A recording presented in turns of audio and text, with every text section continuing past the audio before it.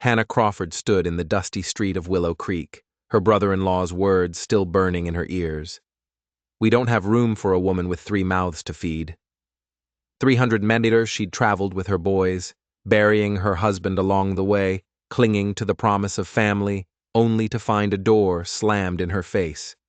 $20, 3 hungry children, and a storm rolling in across the Colorado horizon. This is the story of how rejection became the first step toward redemption. Stay with me until the end and comment what city you're watching from. I want to see how far this story travels. The wagon wheels had stopped turning 2 hours ago, but Hannah Crawford's hands still trembled with the memory of the rains. 300 meters of dust and sorrow had brought her here to this ramshackle collection of buildings that folks called Willow Creek, Colorado. The year was 1879, and the frontier town looked exactly like Hope felt, weathered, worn, and barely holding together. She stood now in front of a 2-story building with peeling paint and crooked shutters, her 3 sons pressed against her skirts like birds seeking shelter before a storm. And indeed, a storm was coming. Hannah could feel it in the weight of the air, see it in the purple-black clouds gathering over the distant mountains. But the storm in her heart had arrived first. I said, "We don't have room." Thomas Crawford, her late husband's brother, stood in the doorway with his arms crossed over his barrel chest, his face set in lines of stone. Behind him, Hannah caught a glimpse of his wife, Martha, turning away, unwilling or unable to meet her eyes. "Thomas, please." Hannah's voice cracked despite her determination to stay strong. "We've come so far. The boys are exhausted, and I have nowhere else should have thought of that before you left Kansas." Thomas cut her off, his words sharp as a whip crack. "James made his choices, and you made yours following him out here. Now he's dead, and that's not my burden to carry." Hannah felt her youngest son, 6-year-old Samuel, begin to cry softly against her leg. Her middle boy, 9-year-old Noah, stood rigid with the effort of being brave, and her eldest, 12-year-old Elijah, had his fists clenched so tight his knuckles had gone white. "We won't be a burden," Hannah said, desperation creeping into her voice despite her best efforts. "I can work, I can cook, clean, help with. We don't need help." Thomas's jaw worked like he was chewing on something bitter. "And we sure as hell don't need 3 more mouths to feed. I've got my own family to think about. Times are hard enough without taking in every stray that comes begging." The word stray hit Hannah like a physical blow. She straightened her spine, pulling what remained of her dignity around her like a cloak. "We're not strays," she said quietly. "We're family." "Family?" Thomas let out a harsh laugh. "James left 5 years ago against P's wishes, chasing some fool dream out west. Married you without so much as a letter home, never sent word, never came back, never gave a damn about the family he left behind. Now you show up on my doorstep with your hand out, expecting what? That I'll welcome you with open arms because you share a name." Hannah's throat tightened. Everything he said was true in a way. James had been headstrong, impulsive, always chasing the next opportunity over the horizon. She'd loved him for it once, that wild optimism, that unshakable belief that fortune was just 1 more mile down the road. But optimism didn't feed children, and belief didn't cure cholera. "He died 3 weeks ago," Hannah said, her voice barely above a whisper. "Outside of PBLO there was an outbreak. He made me promise to bring the boys here to you. He said family would help." For just a moment, something flickered across Thomas's face. Regret, maybe, or grief for a brother he'd written off years ago, but it vanished as quickly as it came, replaced by that same stony resolve. "Then he lied," Thomas said. "Wouldn't be the first time. I'm sorry for your loss, Hannah. Truly. But I've got Martha and 4 children of my own, a failing grain business, and creditors breathing down my neck. I can't take on 3 more dependents. You'll have to find your own way." "With what?" The words burst out of Hannah before she could stop them.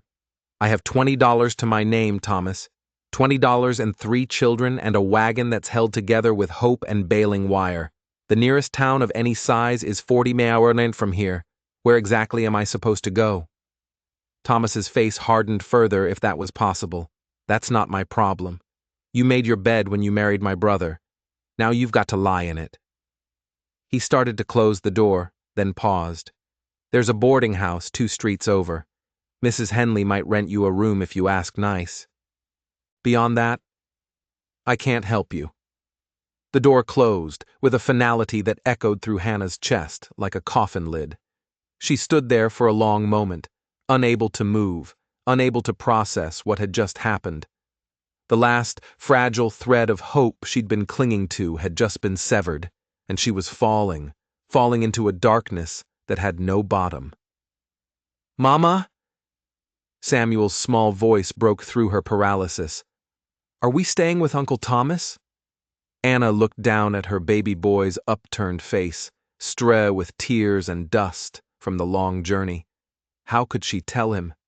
How could she explain that family sometimes meant nothing more than shared blood, and that blood could run cold as a mountain stream? "No, sweetheart," she managed, forcing her voice to stay steady. We're going to find somewhere else to stay." "I don't like Uncle Thomas," Samuel said with the brutal honesty of childhood. "He's mean. He's scared," Anna found herself saying, though she wasn't sure why she was defending him. Sometimes scared people do mean things. "Can we eat soon?" Noah asked, always practical. "I'm powerful hungry." Hannah's heart clenched. When had they last eaten? Yesterday morning, the last of the bread and salt pork she'd rationed so carefully. She'd given most of her portion to the boys, as she'd been doing for days. Soon, she promised, though she had no idea how she'd keep that promise. Elijah hadn't spoken. He stood slightly apart from his brothers, staring at the closed door with an expression that was far too old for his 12 years. Hannah recognized it because she felt it in her own chest. Betrayal, anger, and beneath it all, a bone-deep weariness that came from hoping and losing, until hope itself became a burden too heavy to carry. "Come on," Hannah said, taking Samuel's hand and guiding her boys back toward the wagon. "Let's see about that boarding house." But as they walked back down the street, Hannah felt the eyes of the town on them. Women in doorways whispered behind their hands. Men on the boardwalk found sudden reason to study their boots. A few children pointed until their mothers shushed them. By now, everyone in this small town knew who she was and what had just happened. News traveled fast in places like this, and shame traveled faster. The boarding house, when they found it, was a sagging 2-story structure that looked like it had been weathered by 1,000 storms and had finally decided to surrender. A hand-painted sign hung crooked over the door. Henley's rooms, clean beds, fair prices, no drunks. Hannah tied the horses, 2 spavined mares that James had traded for in their final days together, to the hitching post and climbed the steps. The boards groaned under her weight, and she wondered absently if the whole structure might simply collapse beneath her, saving her the trouble of figuring out what came next. She knocked, waited, knocked again. The door opened to reveal a woman who might have been 50 or might have been 70, with iron-gray hair pulled back in a severe bun, and eyes that had the sharp, assessing quality of someone who'd learned to judge character quickly and accurately. "Mrs. Henley?" Hannah asked. "Depends on who's asking and what they want." Hannah drew a breath. "My name is Hannah Crawford. I have 3 sons and we need a room. Just for a few days until I can figure out." "Heard about you already?" Mrs. Henley interrupted. "Widow woman traveling alone just got turned away by Thomas Crawford." Her mouth twisted. "That man's got a heart like a dried-up well. Don't know how Martha stands him." Hope flickered weakly in Hannah's chest. "Then you'll rent us a room." Mrs. Henley's expression softened slightly. "How much money you got?" Hannah hesitated, then decided on honesty. $20. $20. Mrs. Henley repeated the words like they were a diagnosis of some terminal illness. And how long you think $20 is going to last, feeding 3 growing boys and keeping a roof over your heads? I'll find work, Hannah said quickly. I can cook, clean, sew. I used to teach school back in Kansas. I'm not afraid of hard work, Mrs. Henley. I just need a chance. The older woman studied her for a long moment, and Hannah felt like she was being measured against some invisible standard weighed and found wanting. I charge $3 a week for a room, Mrs. Henley said finally. That includes breakfast and supper, but you'll have to fend for yourselves at midday. I don't run a charity. $3 a week. Hannah's stomach sank. That would give them less than 7 weeks before the money ran out completely. I'll take it, she said, because what choice did she have? Mrs. Henley nodded. Rooms on the 2nd floor end of the hall. Shared privy out back. No cooking in the rooms, and I locked the front door at 9 sharp. You're out past 9. You sleep in the street. Thank you, Hannah whispered. You don't know what this means. Save your thanks, Mrs. Henley cut her off. Pay your rent on time and keep those boys from tearing up my house, and we'll get along fine. Now get your things and get settled. Supper's at 6, ow. The room, when Hannah saw it, was smaller than she'd imagined. A narrow space with 2 beds, a washstand, and a single window that looked out over the alley. But it was clean, and it was shelter, and for now, that had to be enough. The boys immediately claimed 1 bed, flopping down on it with groans of relief. Elijah lay on his back, staring at the ceiling. Noah curled on his side. Samuel, exhausted beyond measure, was asleep almost instantly. Hannah sat on the edge of the other bed and allowed herself, for the first time since Thomas had closed his door, to feel the full weight of her situation. $20, 3 children depending on her. No husband, no family, no prospects in a town where everyone already knew she'd been rejected by her own kin. She'd traveled 300 miles for this, 300 miles of hope that had died the moment Thomas's door had closed. Hannah put her face in her hands, pressing hard against her eyes to keep the tears from falling. She couldn't break down. Not now. Not when her sons might wake and see her despair. She had to be strong, had to be still, had to be everything James had been too reckless to be. God help me, she prayed silently. Show me the way. Give me strength. But the only answer was the sound of wind picking up outside, carrying with it the first cold drops of the coming storm. Supper at Mrs. Henley's boarding house was a subdued affair. Hannah and her boys sat at one end of a long table, trying to be invisible among the other boarders, a traveling salesman with tired eyes, 2 ranch hands who smelled of horses and leather, and an elderly man who Mrs. Henley introduced only as Mr. Polk before serving up bowls of watery stew and thick slices of dark bread. The boys ate like they'd been starving, which Hannah reflected bitterly, wasn't far from the truth. She ate slowly, mechanically, tasting nothing. Her mind was already spinning ahead trying to calculate possibilities. $20 minus 3 for this week's rent left 17. If she was careful, very careful, she might stretch that to 2 months. 2 months to find work in a town where she had no connections, no references, and the mark of rejection branded on her forehead by Thomas Crawford's refusal. What kind of work could she do? Teaching would be ideal, but small frontier towns rarely had schools, and when they did, the positions went to men or to women with local ties. Cooking, then cleaning, taking in laundry, perhaps, though she'd need to buy soap and have access to hot water, and the calculations tangled in her head like a knot she couldn't unravel. Ma'am. Hannah looked up to find one of the ranch hands watching her.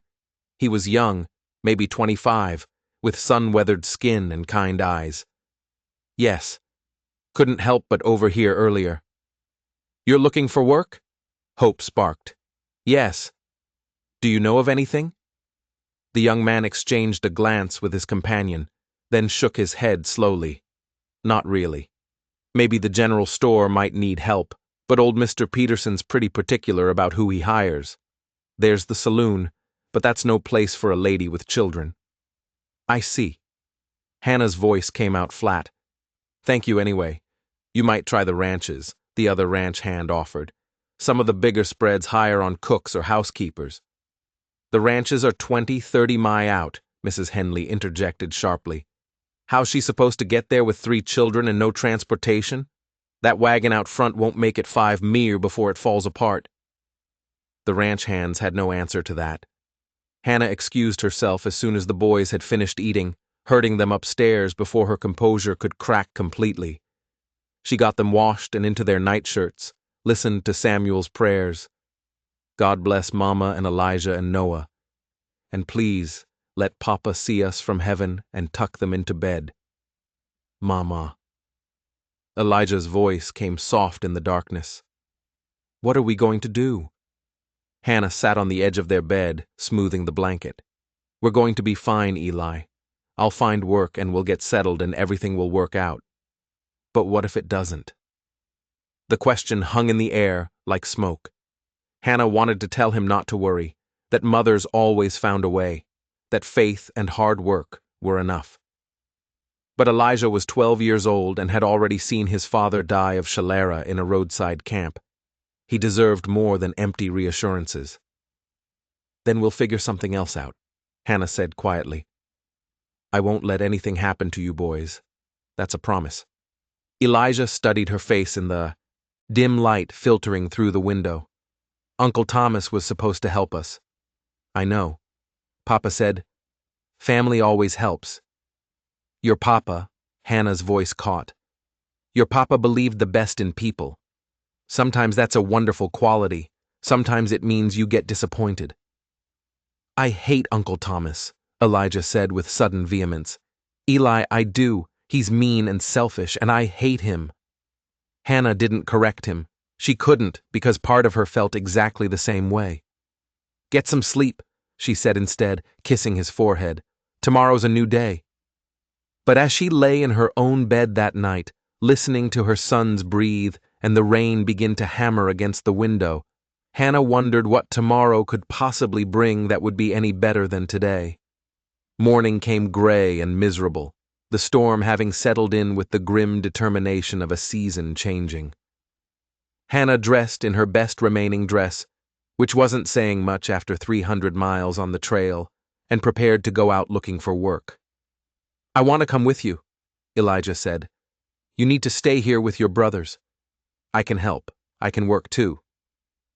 Hannah looked at her eldest son, standing there with his shoulders back and his chin up, trying so hard to be a man. Something in her chest cracked a little. I know you can, she said gently, but right now, I need you to do something even more important.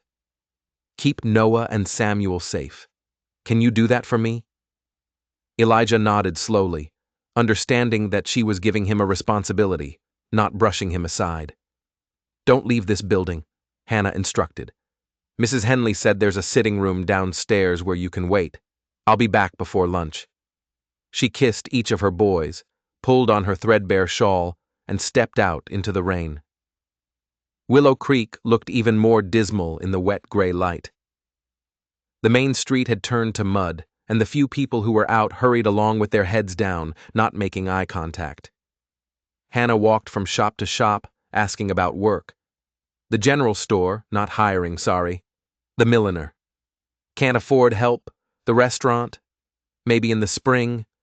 The dress shop. A curt shake of the head before Hannah could even finish asking.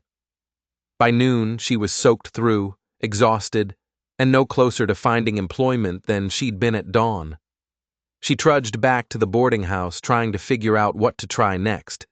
The boys were waiting in the sitting room, and their faces lit up when they saw her. Did you find work? Noah asked eagerly. Not yet, Hannah said, forcing a smile. But I'll keep looking. She changed into dry clothes and divided the last of the bread and cheese she'd brought with them, trying not to think about what would happen when that ran out. The boys ate hungrily, and she nibbled at her portion while mentally counting the coins in her purse. $1965. Already the money was shrinking. That afternoon, desperate now, Hannah ventured to the saloon, not to ask for work there, but to inquire about any ranches that might be hiring. The bartender, a grizzled man with gray stubble, looked her up and down with obvious skepticism. Most ranches hire their crews in the spring, he said, and they don't generally take on women with kids.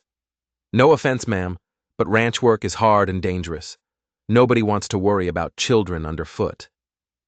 I'm not looking for ranch work, Hannah said, struggling to keep her voice level. I'm a cook. I can keep house. Surely someone needs Circle B could use someone. The bartender interrupted. Dawson Baxter's housekeeper quit last month, but that's 30 miles west, and Baxter is particular about who he brings onto his place. You'd have to go out there and ask him yourself. 30 Mimi. With a wagon that was falling apart and horses that were barely fit to pull it.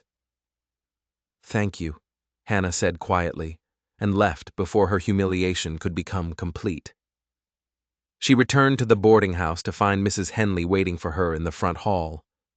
There was a man here looking for you. The older woman said, Thomas Crawford.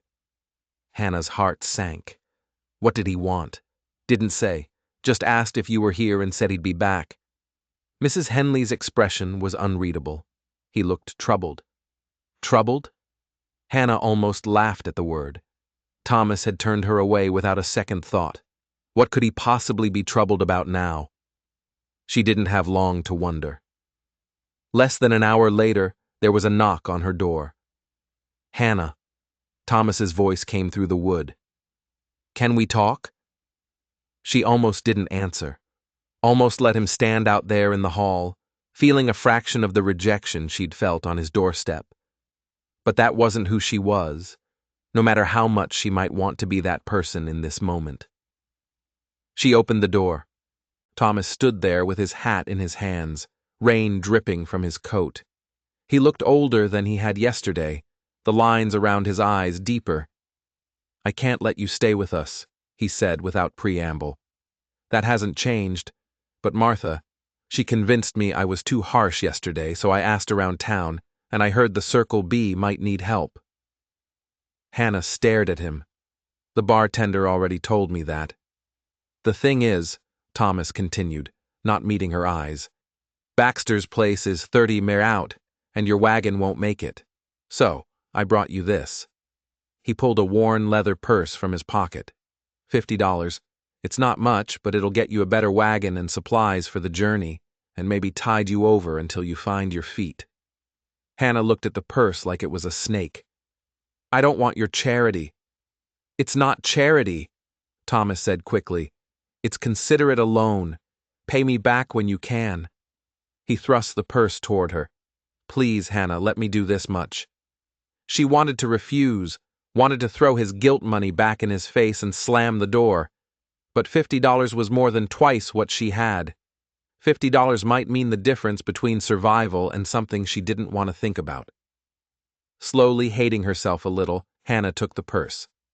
I'll pay you back, she said coldly. Every cent. Thomas nodded, relief evident on his face. I know you will. And Hannah, I am sorry about James, about all of it. Hannah said nothing, and after a moment, Thomas turned and walked away. She stood there holding the purse, feeling the weight of it, the weight of Thomas's guilt and her own compromised pride. $70 now. $70 and a lead on possible work 30 meters west. It wasn't much, but it was something. It was a chance. 2 days later, Hannah stood in the livery yard negotiating for a better wagon. The delivery man was a shrewd old character who knew desperation when he saw it, but he also seemed to have a streak of fairness. This one's solid, he said, patting the side of a sturdy farm wagon. Belonged to a family that went back east. Axles are good, wheels are true, bed's tight. She'll get you where you're going and back again. How much? $45. Hannah's heart sank. I'll give you 30. They settled on 35, and Hannah walked away with a wagon that didn't creak ominously with every turn of the wheels. She bought supplies, flour, beans, salt pork, coffee, and a few other necessities, and found herself with just over $20 remaining. $20 and a 30-meter journey to a ranch that might or might not need help to ask a man she'd never met for a job she might not get. But it was a chance. The only chance she had. On the morning they were set to leave, Mrs. Henley came out to see them off. She pressed a basket into Hannah's hands. Bread, cheese, some apples, and a jar of preserves. For the journey, the older woman said gruffly. And Hannah, that Baxter fellow, he's supposed to be a decent man. Fair employer, treats his people right. You could do worse. Thank you, Hannah said, and meant it. For everything. You pay your debts and raise those boys, right? Mrs. Henley replied, That'll be thanks enough. Hannah climbed onto the wagon seat. Her sons settled in the back with their few possessions and took up the reins. As they rolled out of Willow Creek, she didn't look back at her brother-in-law's house, didn't look back at the town that had offered her nothing but rejection and grudging assistance. She looked ahead toward the mountains in the distance, toward the unknown, toward whatever came next. The road west was rutted and rough, and by afternoon dark clouds were gathering again. Hannah pushed the horses as hard as she dared, but progress was slow. They passed empty prairie, clusters of cattle, the occasional distant homestead. The land seemed to stretch forever, beautiful and harsh, and utterly indifferent to the struggles of one widow and her 3 sons. As the sun began to sink toward the horizon, Hannah started to worry. They should have reached the Circle B by now, according to the directions the delivery man had given her. Had she missed a turnoff? Taken a wrong fork in the road? Mama, look! Noah pointed ahead. Hannah squinted through the gathering dusk and saw it. A gate made of rough, hew-kneed logs with a sign overhead bearing the brand Circle B. Relief flooded through her. She guided the wagon through the gate and up a long drive that curved through rolling hills dotted with cattle. And then, as they crested a rise, she saw it. A sprawling ranch house with a wide porch surrounded by barns and corral and outweedings. Smoke rose from the chimney. Lanterns glowed in the windows. It looked like civilization. It looked like hope. Hannah urged the tired horses forward, her heart hammering against her ribs. This was it. This was the moment that would determine everything. As they approached the house, a figure emerged from the barn. A tall man in a worn coat and a dusty hat, moving with the economical grace of someone who spent his life on horseback. Hannah pulled the wagon to a stop and climbed down on legs that shook with exhaustion and nerves. The man approached, and in the fading light, she got her first clear look at Dawson Baxter. He was older than she'd expected, maybe 45, with a weathered face that spoke of years in the sun and wind. His eyes were gray-blue, assessing but not unkind. He moved like someone who was comfortable in his own skin, unhurried and sure. "Can I help you, ma'am?" His voice was deep, quiet, the accent pure Colorado with a hint of something southern underneath. Hannah drew herself up, trying to project confidence she didn't feel. "My name is Hannah Crawford. I'm looking for work. I heard you might need a housekeeper." Dawson's eyes moved from her to the wagon to the 3 faces peering out from the back, then returned to her. "You drove out here from town?" 30 mere with 3 children. I did in weather like this. He gestured at the darkening sky where lightning was beginning to flicker. "I didn't have much choice," Hannah said simply. Dawson studied her for a long moment, and Hannah felt like he was seeing far more than she wanted to show. Her desperation, her pride, the bone-deep weariness that came from fighting too long against impossible odds. "Storm's coming," he said finally. "You and your boys best come inside. We can talk about work tomorrow when you're not dead on your feet." It wasn't an offer of employment, but it was shelter, and right now, that was enough. "Thank you, Mr. Baxter," Anna said quietly. "Dawson," he corrected. "Mr. Baxter was my father and he's been dead 10 years. Come on, Let's get you folks settled before the sky opens up. He helped her unhitch the horses and led them into the barn, then walked Hannah and her boys to the house. Inside, a plump woman with rosy cheeks and flour on her apron looked up in surprise. "Mrs. Abernathy," Dawson said, "we have guests. Can you set 3 more places for supper and prepare the spare room?" "Of course, Mr. Baxter." The housekeeper's eyes went wide with curiosity, but she didn't ask questions. "You boys hungry? I've got stew on the stove and biscuits in the oven." Samuel nodded vigorously, and even Elijah looked interested. "Go on," Hannah told them softly. "Mind your manners," as Mrs. S. Abernathy shepherded the boys toward the kitchen. Dawson turned to Hannah. "You look like you could use some food yourself, Mrs. Crawford." "Hannah," she said, echoing his earlier correction. "Hannah." He said her name carefully, like he was testing the feel of it. "When's the last time you ate?" "This morning." A lie. She'd given most of her breakfast to Noah. Dawson's expression suggested he didn't believe her, but he didn't press. "Well, come on then. Mrs. Abernathy's stew will put some strength back in you." As thunder rumbled in the distance and the first fat drops of rain began to fall, Hannah followed Dawson Baxter into the warmth of his house, her son's laughter already drifting from the kitchen. For the first time since James had died, for the first time since Thomas had closed his door, for the first time in longer than she could remember, Hannah felt something unfurl cautiously in her chest.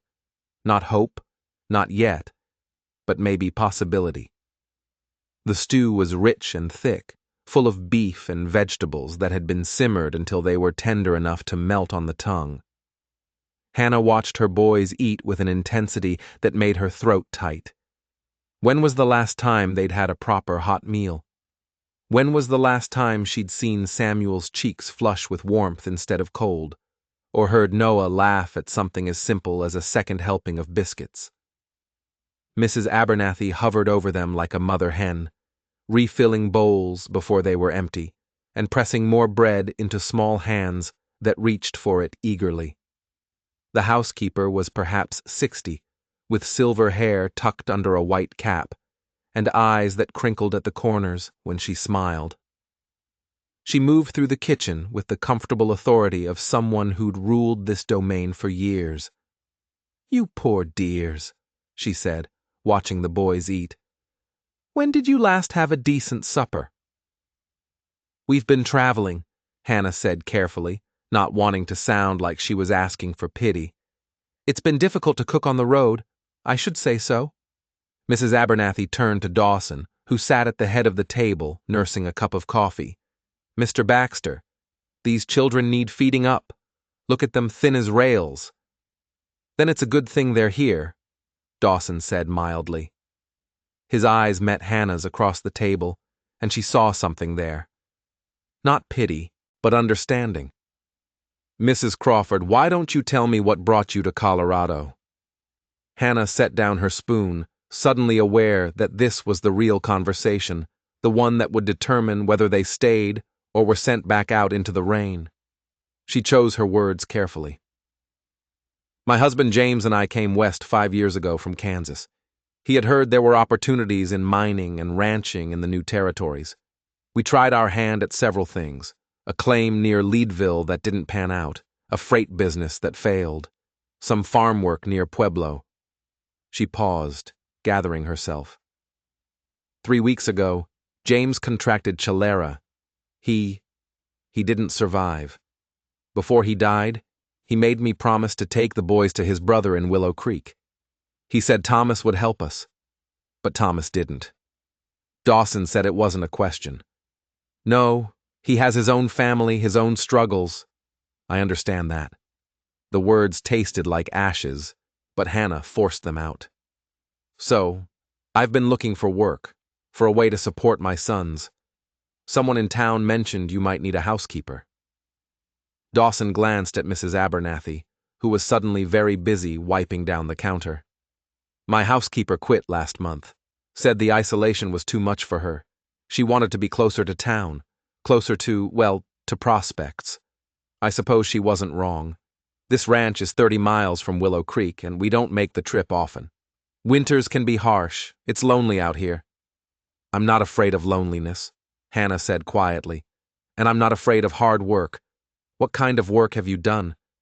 I taught school in Kansas before I married. Since then, I've cooked, cleaned, taken in laundry, helped with farm work, kept books for my husband's freight business. Hannah lifted her chin. I'm not particular about the type of work, Mr. Baxter. I just need honest employment and a place for my boys to sleep safe. Dawson took a long sip of his coffee, his expression thoughtful. Outside, the storm had arrived in full force, rain hammering against the windows and wind howling around the eaves. It seemed to emphasize her point. There was nowhere else to go. Not tonight. Maybe not for a long time. Mrs. Abernathy Dawson said, "How much help could you use around here?" The older woman turned, wiping her hands on her apron. "Well, Mr. Baxter, I'm not getting any younger. The cooking and cleaning for the main house is manageable, but during roundup, or when the crew's all here, it gets to be too much for one person. And truth be told, my knees aren't what they used to be. All those stairs, all that bending and scrubbing. So, you could use an extra pair of hands." "I could."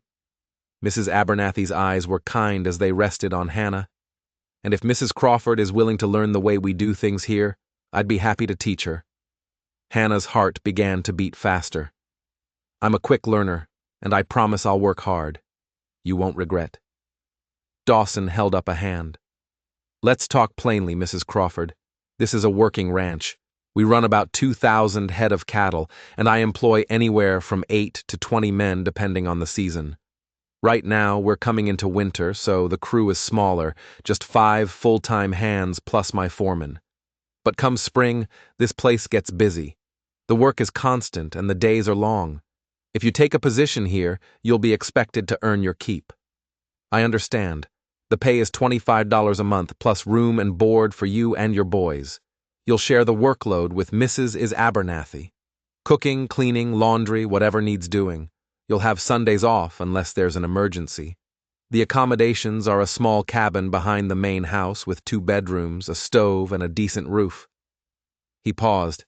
"It's not luxurious, but it's warm and dry. $25 a month, a cabin, room, and board." Hannah felt dizzy with relief so intense it was almost painful. "When can I start?" she asked. "You already have," Dawson said with the faintest hint of a smile. "Welcome to the Circle B, Mrs. Crawford." Hannah's vision blurred with tears she refused to let fall. "Thank you. You won't regret this. I swear to you." "Don't thank me yet," Dawson interrupted. But his tone was gentle. "You might hate it here by next week. Ranch life isn't easy, especially for someone not used to it." "I won't hate it," Hannah said with absolute certainty, "and I won't let you down." Dawson studied her for a moment longer, then nodded. "All right then. Mrs. Abernathy, why don't you show Mrs. Crawford and her boys to the cabin? They look about ready to drop." The cabin was small but sturdy, built of logs chinked with clay and moss. The main room held a cast-iron stove, a rough-hewn table with 2 chairs, and a worn but comfortable-looking sofa. 2 doors led to small bedrooms, each with a simple bed and a chest of drawers. Someone, Mrs. Abernathy, Hannah guessed, had already started a fire in the stove, and the space was blessedly warm. "It's not much," Mrs. Abernathy said, lighting a lamp. "But it's yours. There's linens in the chest, firewood stacked outside, and the privy is just beyond that stand of trees. Water pump is between here and the main house." "It's perfect," Hannah said, and meant it. After weeks of sleeping in the wagon or in cramped boarding house rooms, this felt like a palace. "Get some rest tonight," Mrs. Abernathy advised. "Tomorrow I'll show you the ropes. Breakfast is at 5:30 for the hands, 6 for Mr. Baxter. We'll start you off slow until you learn the routine." After the housekeeper left, Hannah got her boys settled into one bedroom while she took the other. Samuel fell asleep almost instantly, but Elijah lay awake staring at the ceiling. "Mama," he whispered, "are we really staying?" "Yes, baby, we're really staying." For how long? As long as we need to. As long as they'll have us. Hannah smoothed his hair back from his forehead. We're going to be all right, Eli, I promise. I could work too, Elijah said. I'm strong. I could help with the cattle. Or, you're 12 years old, Hannah said firmly. Your job is to be 12. Help with chores. Yes, look after your brothers. Absolutely. But you're not a ranch hand, Eli. Not yet. But I want to help. Want to pull my weight. Hannah's heart ached at the worry in his voice, the premature responsibility that sat on his young shoulders like a too heavy coat. You are helping just by being here, by being strong, by being you. That's enough, sweetheart. That's more than enough. In her own narrow bed that night, Hannah lay awake listening to the rain on the roof and the crackle of the fire in the stove. For the first time in weeks, her mind wasn't racing with desperate calculations, with scenarios of disaster, with the grinding fear of what would happen when the money ran out. They had a home. They had work. They had a chance. It was more than she'd had yesterday, more than she dared hope for when she'd stood in that dusty street in Willow Creek with her children and her shame. Thank you, she prayed silently. Thank you, thank you, thank you. Morning came cold and clear, the storm having blown itself out during the night. Hannah woke before dawn, dressed quickly, and made her way to the main house as the sky was just beginning to lighten in the east. She found Mrs. Abernathy already in the kitchen, mixing biscuit dough with practiced efficiency. Good morning, Hannah said. Put me to work. Mrs. Abernathy looked up with an approving smile, a woman after my own heart. All right then, let's start with coffee. The hands will be here soon and they'll want it strong and hot. The morning passed in a blur of activity. Hannah learned where everything was kept, how much food to prepare, how the ranch ran. The hands came in for breakfast at 5:30, as promised. 5 weathered men who tipped their hats to her politely, and ate with the single-minded focus of people who had a long day ahead of them. Dawson came in at 6, exchanged a few words with his foreman about the day's work, and ate his breakfast quickly and neatly. He nodded to Hannah as he left. Good biscuits, Mrs. Crawford.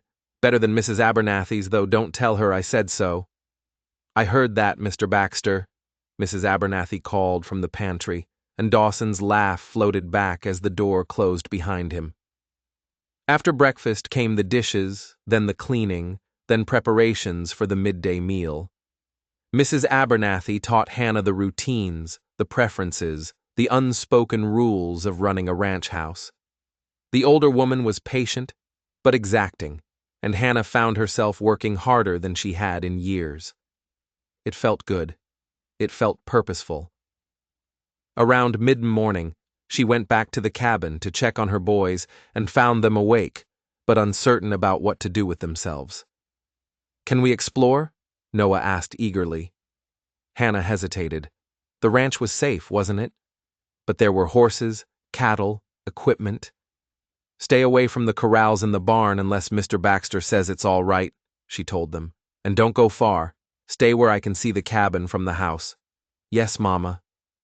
They chorused and tumbled outside into the weak winter sunshine. Hannah watched them go, feeling the old, familiar tug of worry. But she couldn't keep them wrapped in cotton, couldn't protect them from every possible harm.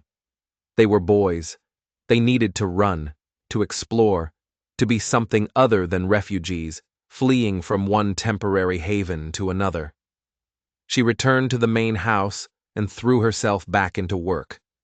By the time the sun was high in the sky, Hannah had helped prepare and serve lunch, cleaned the dining room, and started on a mountain of laundry that Mrs. Abernathy had been putting off. Her back ached, her hands were red from hot water, and she was more tired than she'd been after the 30-mile wagon journey. But it was honest fatigue, earned fatigue, the kind that came from having a purpose and a place. You're a hard worker, Mrs. Abernathy observed, watching Hannah scrub at a stubborn stain in one of Dawson's work shirts. I can see why Mr. Baxter hired you on. I need this job, Hannah said simply. I can't afford to be anything less than my best. Still, some women would be resting by now, claiming delicate constitutions or some such. The older woman chuckled. Not you, though. You've got spine. I've got 3 sons who need feeding, Hannah corrected. That's what I've got. Mrs. Abernathy sobered. It's hard raising children alone. I was widowed myself 20 years back. My man was trampled by a spooked horse, left me with 2 girls to raise and no money to speak of. I know what it's like to scratch and scrape and wonder where the next meal's coming from. Hannah looked up in surprise. I'm sorry. I didn't know. No reason you should. But that's why I spoke up for you last night. I saw myself in you.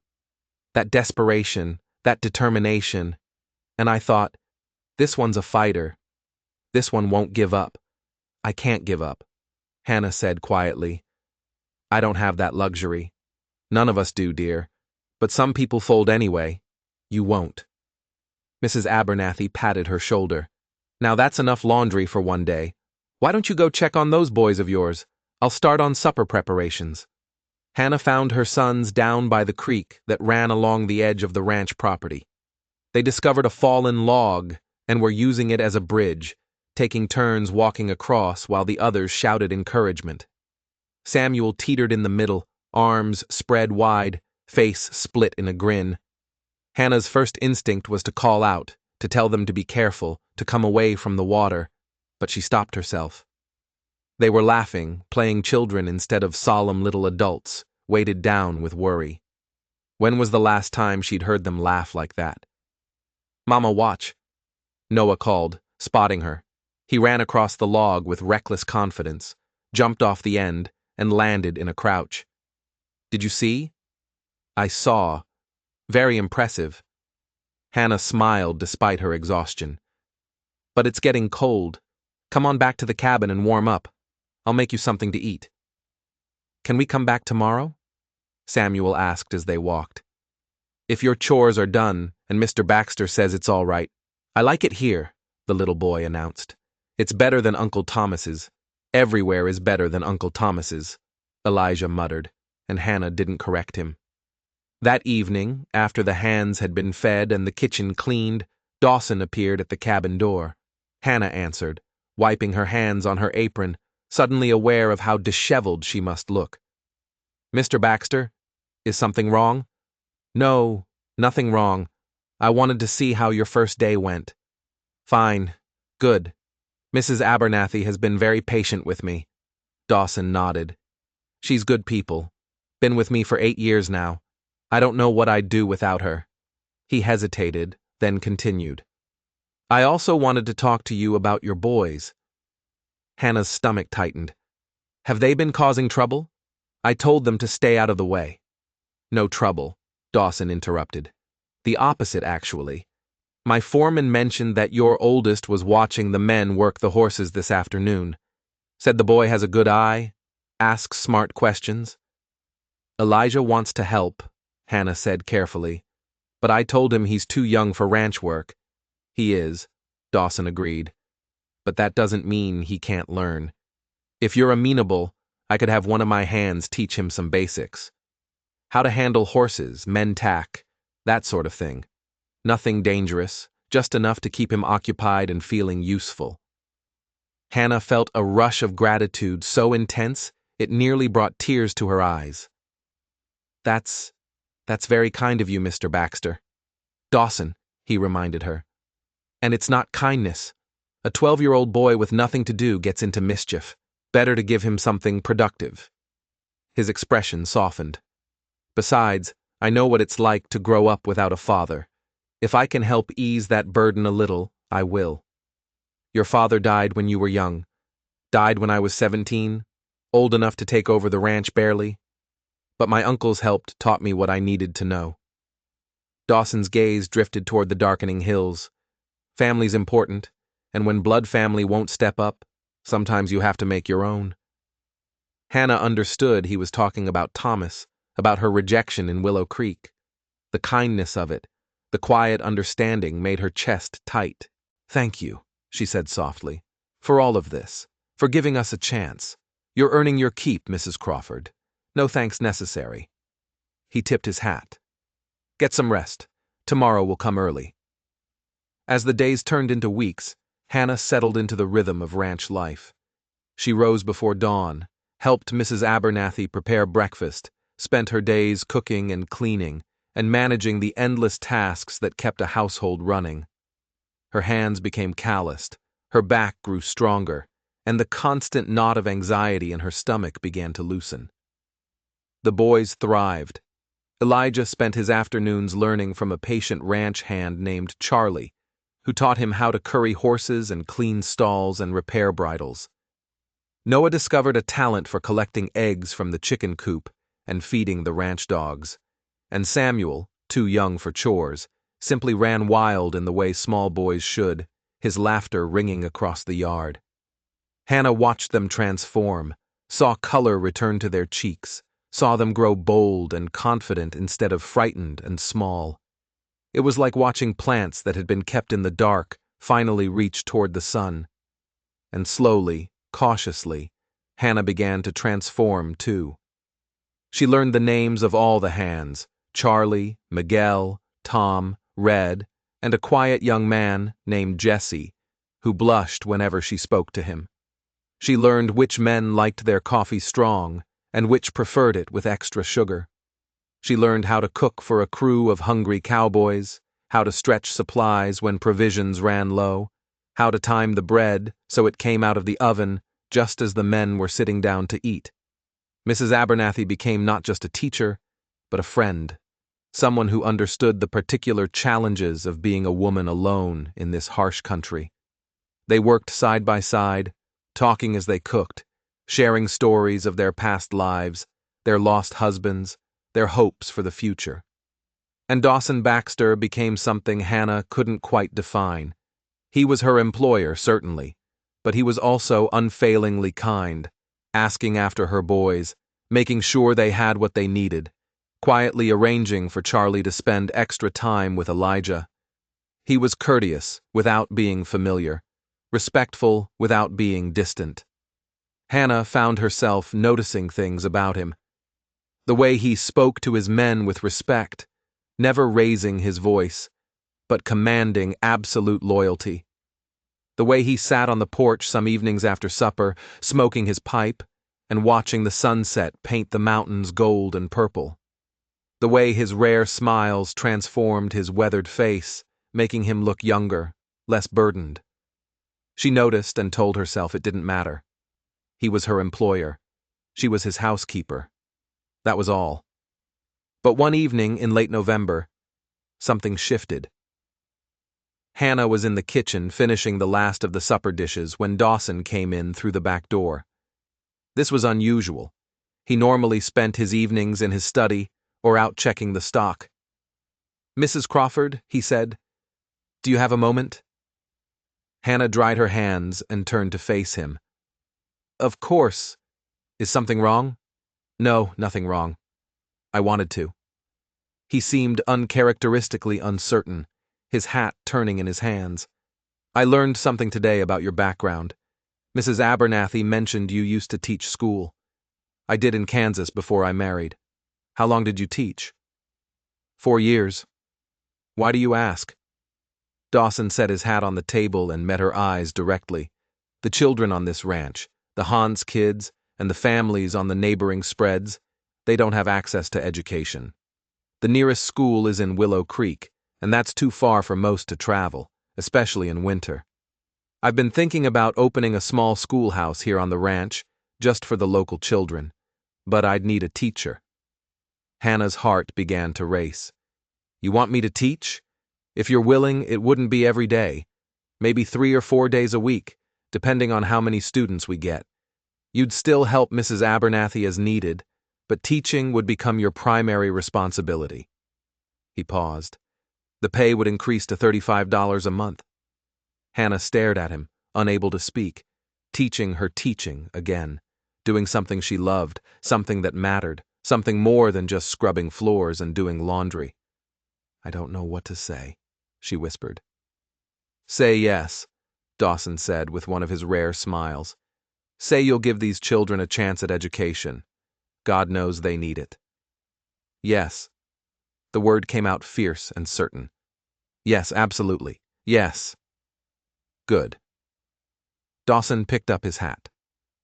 There's an old building near the south pasture. Used to be a bunkhouse before we built the new one. It needs some fixing up, but I think it could be made into a decent schoolroom. I'll have the men start working on it next week. Thank you, Mr. Baxter. Dawson.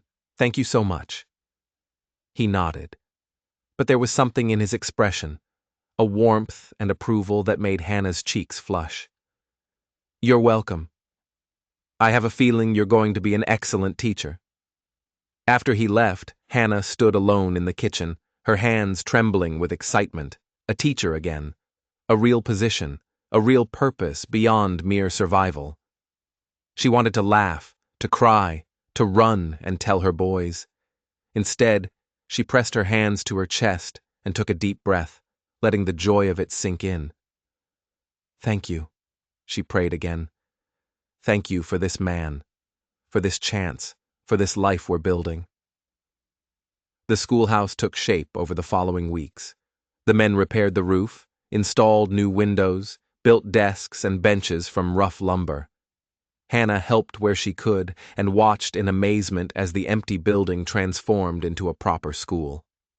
Dawson spread word to the neighboring ranches, and by the first week of December, Hannah had 8 students registered, ranging from 5 years old to 13, including her own boys. She spent her evenings preparing lessons, organizing supplies that Dawson had ordered from Denver, trying to remember everything she'd learned during her teaching years. On the first day of school, Hannah stood at the front of the classroom and looked at the faces turned toward her. Children hungry for knowledge, for stories, for a glimpse of the wider world beyond their isolated ranches. Good morning, she said, her voice steady and sure. My name is Mrs. Crawford, and I'm honored to be your teacher. We're going to learn many things together: reading, writing, arithmetic, history, geography. But most importantly, we're going to learn how to think, how to question, how to imagine. Because education isn't just about memorizing facts. It's about opening your mind to possibility. The children stared at her with varying degrees of interest and apprehension. Hannah smiled. Now then, let's begin. That evening, Dawson stopped by as she was closing up the schoolhouse. How did it go? He asked. Wonderfully. Challenging, but wonderful. Hannah couldn't keep the smile off her face. 2 of the children can barely read, and one of the older boys knows more mathematics than I do, but they're eager, Dawson. They want to learn, and you love teaching. It wasn't a question, but Hannah answered anyway. I do. I forgot how much I loved it. These past years just trying to survive. I'd almost forgotten that I used to be someone who did things beyond cooking and cleaning. You're still that person, Dawson said quietly. You've always been that person. You just needed the opportunity to remember. Hannah looked at him, really looked at him, and saw understanding in his eyes. He knew what it was like to lose yourself in the struggle to survive. Knew what it was like to wonder if you'd ever be more than just someone getting through each day. Thank you, she said softly, for seeing that, for giving me this chance. You've earned it, Hannah. Every bit of it. It was the first time he'd called her by her first name without the Mrs. in front of it. The intimacy of it sent a little shiver through her. They walked back toward the main house together as twilight settled over the ranch. The air was cold and crisp, promising snow before morning. Smoke rose from the chimneys, and lamplight glowed warm in the windows. This must be a lot different from Kansas, Dawson said. It is. Kansas was flat, endless prairie. Here you have the mountains, the hills. The land feels bigger somehow, more wild.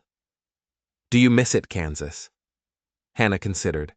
I miss what Kansas represented.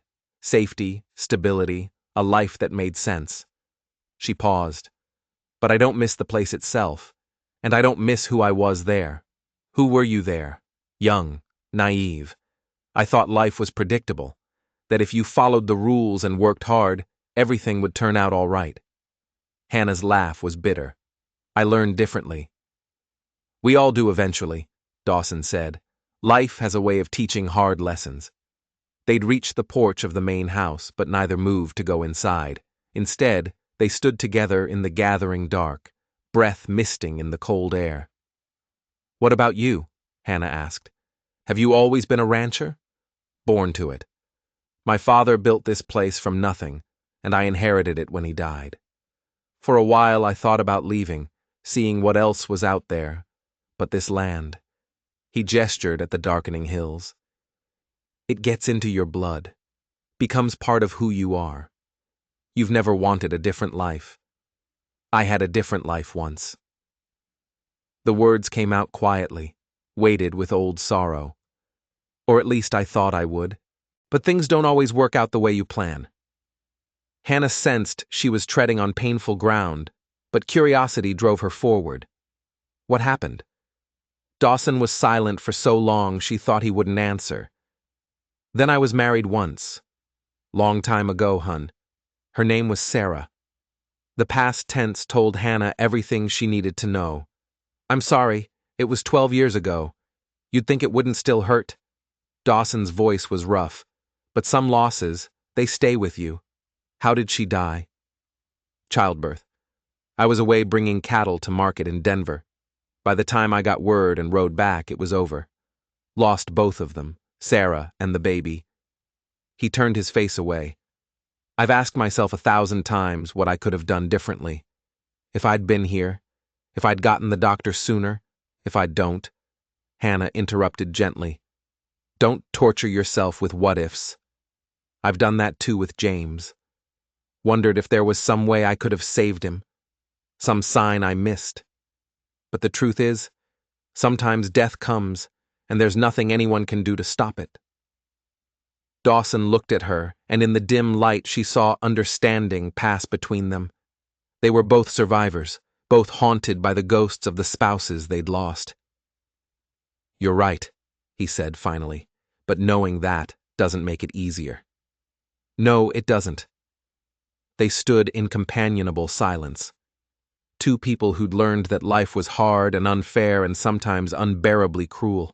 But they were still standing, still fighting, still finding reasons to keep going. Thank you for telling me, Hannah said. Thank you for listening. Dawson's expression softened. It's been a long time since I talked about Sarah. Most people around here either don't know or pretend they don't. Sometimes talking helps, sometimes it doesn't. But either way, it's good to know you're not alone in your grief. No, Dawson agreed. We're not alone. As Hannah walked back to her cabin that night, she felt something stirring in her chest, something warm and cautious and still unnamed. It wasn't attraction, she told herself firmly. It was just gratitude, recognition, the natural bond between two people who'd survived similar losses. But as she lay in bed that night, she found herself thinking about the way Dawson had looked at her in the twilight, the way he'd shared his pain without hesitation, trusting her with the deepest wound of his heart. And she found herself wondering, dangerous, foolish wondering, what it might be like to not be alone anymore. The wondering didn't stop. If anything, it grew stronger as winter settled over the Circle B with earnest determination. Snow came in December, blanketing the ranch in white silence, transforming the harsh landscape into something almost magical. Hannah stood at her cabin window on those cold mornings, watching the sunrise over snow-covered hills, and felt something she hadn't felt in years. Contentment tinged with possibility. The school thrived. Her students came bundled in coats and scarves, their faces red from the cold ride, but eager to learn. Hannah discovered that teaching fed something in her soul that had been starving. Each small victory, a struggling reader finally sounding out a whole sentence, a shy child raising their hand to answer a question, even her own Samuel proudly writing his name without help, felt like proof that she was more than just a survivor. She was building something, contributing something, mattering. And through it all, there was Dawson. He checked on the school regularly, always with some practical excuse, bringing more firewood, delivering new books he'd ordered from Denver, asking if the stove was heating properly. But Hannah noticed the way he'd linger, watching her teach with an expression she couldn't quite read. Once she'd looked up from helping a student and caught him smiling at something Samuel had said, and the warmth in his face had made her heart skip. "You're good with them," he'd said afterward, as the children bundled up to head home. "Natural teacher. They make it easy," Hannah replied. "Children want to learn. They're hungry for it. All you have to do is show them the way." Still, not everyone has the patience for it or the gift. Dawson had picked up one of the primers, thumbing through it. My own education was spotty. Father needed me working more than he needed me reading. I can manage the basics, but anything beyond that, he shrugged. I regret that sometimes, wondering what I might have understood about the world if I'd had more schooling. "It's never too late to learn," Hannah had said impulsively. "If you wanted, I could." She'd stopped, suddenly aware of how forward that sounded, but Dawson had looked at her with interest. "Could what?"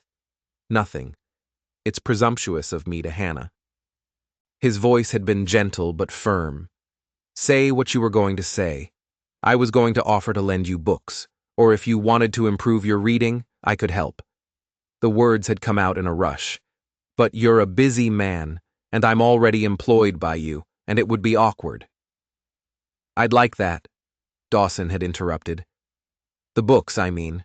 And if you wouldn't mind occasionally talking about what I'm reading, I'd appreciate that too. Been a long time since I had someone to discuss ideas with." So began a new routine.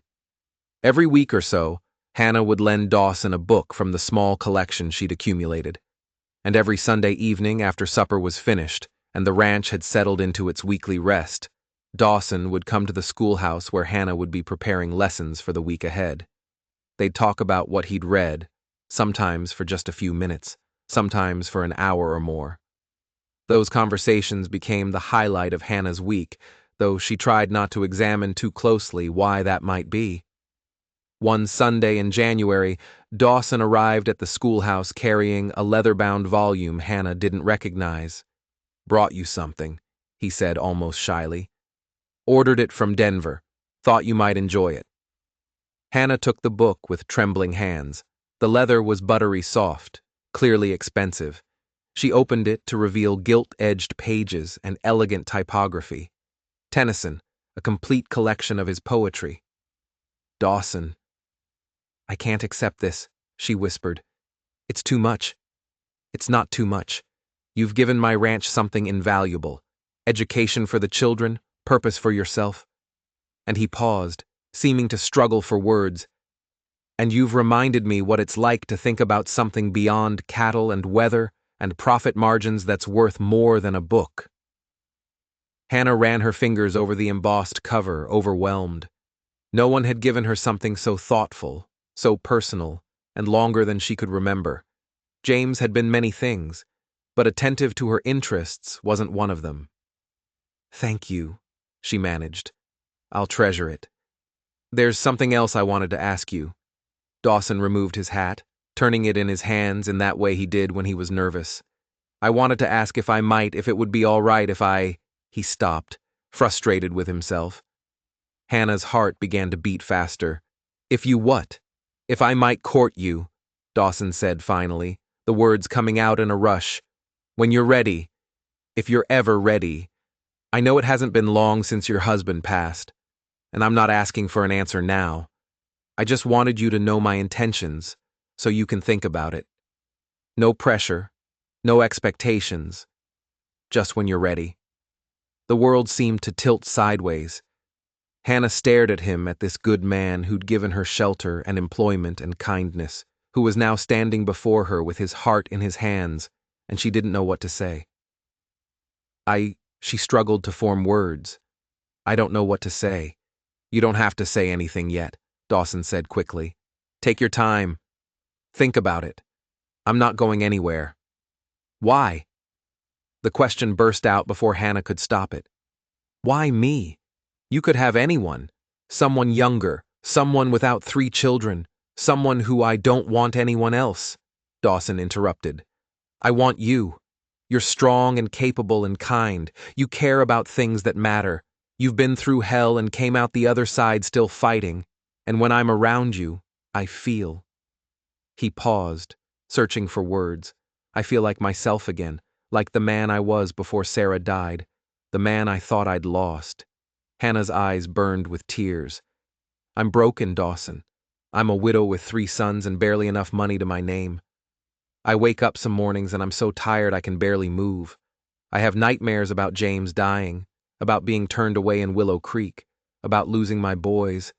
I'm not some prize to be won. I'm not looking for a prize, Dawson said gently. I'm looking for a partner, someone who understands what it's like to lose everything and have to rebuild, someone who knows that life is hard but shows up anyway. He took a step closer. I'm broken too, Hannah. We're all broken in one way or another. Maybe that's what makes us fit. Hannah wiped at her eyes, hating that she was crying, hating the vulnerability of this moment. I need time. Take all the time you need, Dawson said. I'll be here. He left then, leaving Hannah alone with her racing thoughts and the beautiful book of poetry that suddenly felt heavy as stone. She wanted to say yes. That was the terrifying truth. Standing there in the quiet schoolhouse, she wanted to say yes to this man who'd shown her nothing but respect and kindness. But wanting felt dangerous. Wanting felt like tempting fate, like inviting disaster. James had died less than 3 months ago. 3 months. What kind of woman thought about courting when her husband was barely cold in his grave? But the practical part of Hannah's mind whispered that James had been dying long before Clara took him. Their marriage had been dying too, killed by disappointment and failed dreams and the slow erosion of love under the weight of constant struggle. She'd mourned that loss years ago. The James who died outside Pueblo had been a ghost of the man she'd married. Was it wrong to want something more? Something better? Hannah didn't know, so she did what she always did when faced with impossible questions. She threw herself into work. January passed in a blur of teaching and cooking and cleaning. Hannah avoided being alone with Dawson when possible, keeping their interactions brief and professional. If he noticed, he didn't comment. He simply continued being himself, kind, steady, patient. The boys noticed, though, Elijah especially. Mama, he said one evening as they sat by the fire in their cabin. Do you like Mr. Baxter? Hannah looked up from the sock she was darning. Of course I like him. He's a good employer. That's not what I mean. Elijah's 12-year-old face was far too serious. I mean, do you like him the way Pete liked you before you got married? Noah perked up from where he was playing with a carved wooden horse Charlie had made him. Is Mr. Baxter going to be our new paw? No, Hannah said quickly. Too quickly. Mr. Baxter is my employer, that's all. But he could be more. Elijah persisted. I see how he looks at you and how you look at him when you think no one's watching. Anna felt her cheeks flush. Elijah Crawford, that's enough. Mr. Baxter and I have a professional relationship, and that's how it's going to stay. Why? Elijah's voice rose with frustration. P's gone, Mama. He's been gone. And Mr. Baxter is nice and he likes us. And he has this ranch, and we could stay here forever. And Elijah. Hannah's voice came out sharper than she intended. I said, that's enough. This is not your concern. Her son's face closed off, hurt and anger wearing in his expression. He stood abruptly. Fine, but don't pretend you're not interested in him just because you think that's what we want to hear. He stalked off to the bedroom, shutting the door harder than necessary. Hannah sat frozen, the sock forgotten in her lap. Out of the mouths of babes, she thought bitterly. Her 12-year-old son had seen right through her. I like Mr. Baxter, Samuel offered into the silence. He taught me how to whistle. He gave me this horse, Noah added, and he lets us eat extra biscuits at breakfast. Hannah looked at her 2 younger sons, at their open, trusting faces, and felt something crack in her chest. They'd lost their father. They'd been rejected by family. They'd traveled 300 mim to an uncertain future, and now they were happy, settled, beginning to trust again. Did she have the right to risk that for her own wants? Did she have the right to potentially upend their lives again if a courtship with Dawson went wrong? But another voice whispered, did she have the right to deny them and herself the possibility of a real family? A father figure who clearly cared for them? A stable, permanent home? Hannah didn't know. She didn't know anything anymore except that she was tired of being afraid. February brought a cold snap that froze the water in the pump and made the trek to the schoolhouse treacherous. Hannah closed the school for a week, and the ranch settled into a kind of hibernation, everyone staying as close to the fires as possible. On one particularly brutal afternoon, Mrs. Abernathy came down with a fever. Hannah sent the older woman to bed immediately and took over all the household duties. By evening, she was exhausted and behind on everything. The Hans' supper was late. The bread hadn't risen properly, and she'd burned a pot of beans beyond salvaging. She was on the verge of tears when Dawson walked into the kitchen. Mrs. Abernathy is asking for more tea, he said, then stopped, taking in her frazzled appearance. What's wrong? Everything, Hannah said, gesturing helplessly at the chaos around her. I can't keep up. I've got laundry that needs hanging, bread that won't rise, burned beans, and I still need to prepare tomorrow's breakfast, and Mrs. Abernathy needs tending. And stop, Dawson said firmly. He crossed to her and gently took the spoon from her hand. You're one person, Hannah. You can't do everything. But it's my job. Your job is to help Mrs. Abernathy, not replace her entirely. He guided her to a chair. Sit down before you fall down. I can't sit. There's too much. The work will keep. Dawson poured her a cup of coffee and pressed it into her hands. The men can eat sandwiches for supper. The laundry can wait, and I can make Mrs. Abernathy her tea. He paused. When's the last time you ate? Hannah tried to remember. Breakfast. I think it's 7 at night, Hannah. Dawson's voice carried a hint of exasperation mixed with concern. You can't take care of anyone if you don't take care of yourself. He moved around the kitchen with surprising efficiency, assembling bread and cheese and leftover ham. He made a plate and set it in front of her, then stood there with his arms crossed until she took a bite. The food hit her empty stomach like a benediction. Hannah hadn't realized how hungry she was until she started eating. Dawson watched her for a moment, nodded in satisfaction, then set about making tea for Mrs. Abernathy. You don't have to do this, Hannah said around a mouthful of bread. I can manage. I know you can, but you don't have to. Dawson glanced at her over his shoulder. One thing I've learned about you, Hannah Crawford. You're so busy being strong for everyone else that you forget to let anyone be strong for you. The words hit harder than they should have. Hannah set down her sandwich, suddenly unable to swallow past the lump in her throat. I don't know how to do that, she whispered. Let someone else be strong. James never. He wasn't. She trailed off, unable to find the words. He wasn't steady, Dawson finished quietly. I gathered as much. And so you had to be steady for both of you, for all of you. Someone had to be. Yes, but that someone doesn't always have to be you anymore. Dawson poured hot water over the tea leaves, watching them unfurl. You're not alone here, Hannah. Not if you don't want to be. Hannah looked at him, really looked at him, at this man who'd taken in a desperate widow and her children without hesitation, who'd given her meaningful work instead of just charity, who'd offered courtship and then backed away when she needed space, who was now making tea and insisting she eat and seeing right through her walls to the exhausted, frightened woman underneath. I'm scared, she heard herself say, of wanting too much, of letting myself hope. Every time I've done that, it's ended badly. Dawson brought Mrs. Abernathy's tea to the table and sat down across from Hannah. His gray-blue eyes were steady and kind. I can't promise that hoping won't hurt sometimes.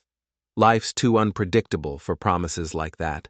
But I can promise that whatever you decide about us, about courting or not courting, you'll always have a place here, you and your boys. That doesn't change. Why? Anna asked, echoing her question from weeks before.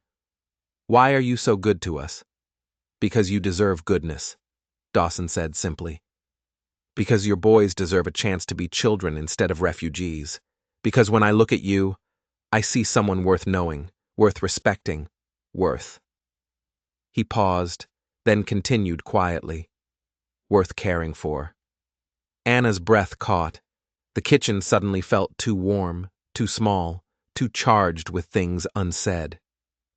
Dawson, you don't have to say anything, he interrupted gently.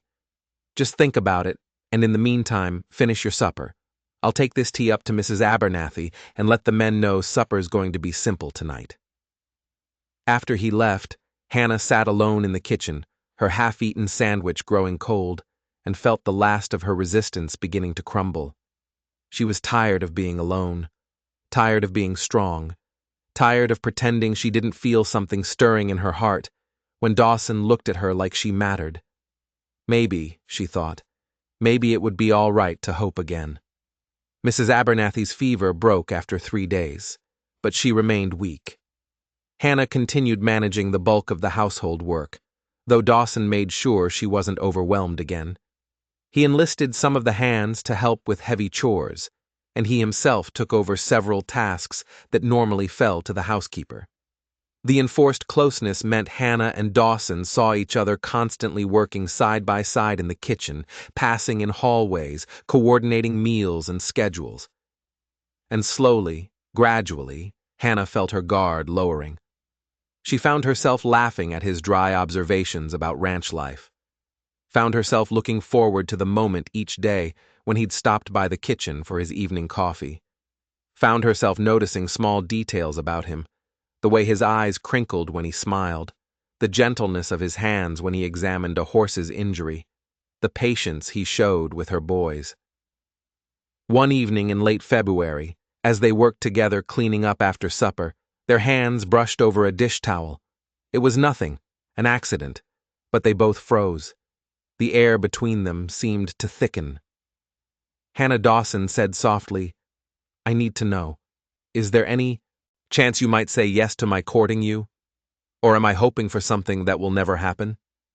Hannah met his eyes and saw vulnerability there, saw the risk he was taking by asking. This strong, capable man was putting his heart in her hands, trusting her not to crush it. There's a chance, she whispered. But Dawson, I'm not ready yet. It's only been 4 months since James died, and people will talk, and I'm still figuring out who I am without him, and I'll wait. Dawson interrupted. However long it takes, I'll wait. What if I'm never ready? What if I can't get past my fear? Then I'll accept that. His hand covered hers where it rested on the counter. But I don't think that's going to happen. I think you're braver than you give yourself credit for. Hannah turned her hand over, letting their fingers intertwine. It was the first truly intimate touch they'd shared, and it sent warmth flooding through her. I don't feel brave. I feel terrified. Brave people are always terrified, Dawson said. They just do the thing anyway. They stood there for a long moment, hands clasped, neither quite ready to let go. Then Samuel's voice carried from the sitting room where the boys were playing, and Hannah reluctantly pulled away. I should go check on them, she said. Of course. But Dawson's eyes held hers for a beat longer. Thank you for the chance, Hannah. That's all I need. March arrived with false promises of spring. The snow melted enough to make everything muddy, then froze again at night, creating treacherous conditions. Hannah reopened the school, grateful to return to teaching, but the unpredictable weather meant attendance was spotty. On the first Sunday in March, she and Dawson fell into their routine of meeting in the schoolhouse to discuss books. They'd been reading a collection of essays about westward expansion, and the conversation had ranged from history to philosophy to personal experience. Do you ever regret coming west? Dawson asked as they sat in the lamplight, the rest of the ranch quiet around them. Hannah considered. I regret some of what happened because of it. But coming west itself, no. Kansas was safe, but it was also suffocating. There was only one acceptable path for someone like me. Marry young, have children, keep house, grow old. I wanted to see if there was more. Did you find it? I found hardship, Hannah said honestly, but I also found strength I didn't know I had. Found out I could survive things I thought would break me. So yes, I suppose I found more. Just not the more I was expecting. That's the thing about the frontier, Dawson mused. It either breaks you or makes you into someone new. Sometimes both. He set down his cup. When I lost Sarah, I thought I was broken beyond repair. Spent years just going through the motions, running the ranch because it was there to run, but not caring much about anything. Then you showed up with your boys, all fierce determination and barely hidden fear. And something in me woke up. Hannah's heart hammered. Dawson, I'm not saying this to pressure you, he continued. I'm saying it because I want you to know what you've given me. Hope. Purpose beyond just surviving. The possibility that maybe life isn't finished with me yet. That maybe there's still joy to be found. Hannah set her own cup down with shaking hands. The word she'd been holding back for weeks, maybe months, suddenly demanded to be spoken. I feel it too. That possibility, and it terrifies me because I don't know if I can survive losing someone else I care about. You care about me? Dawson's voice was soft with wonder. Yes, Hannah admitted. God help me. Yes, I care about you. Dawson reached across the small space between them and took her hand.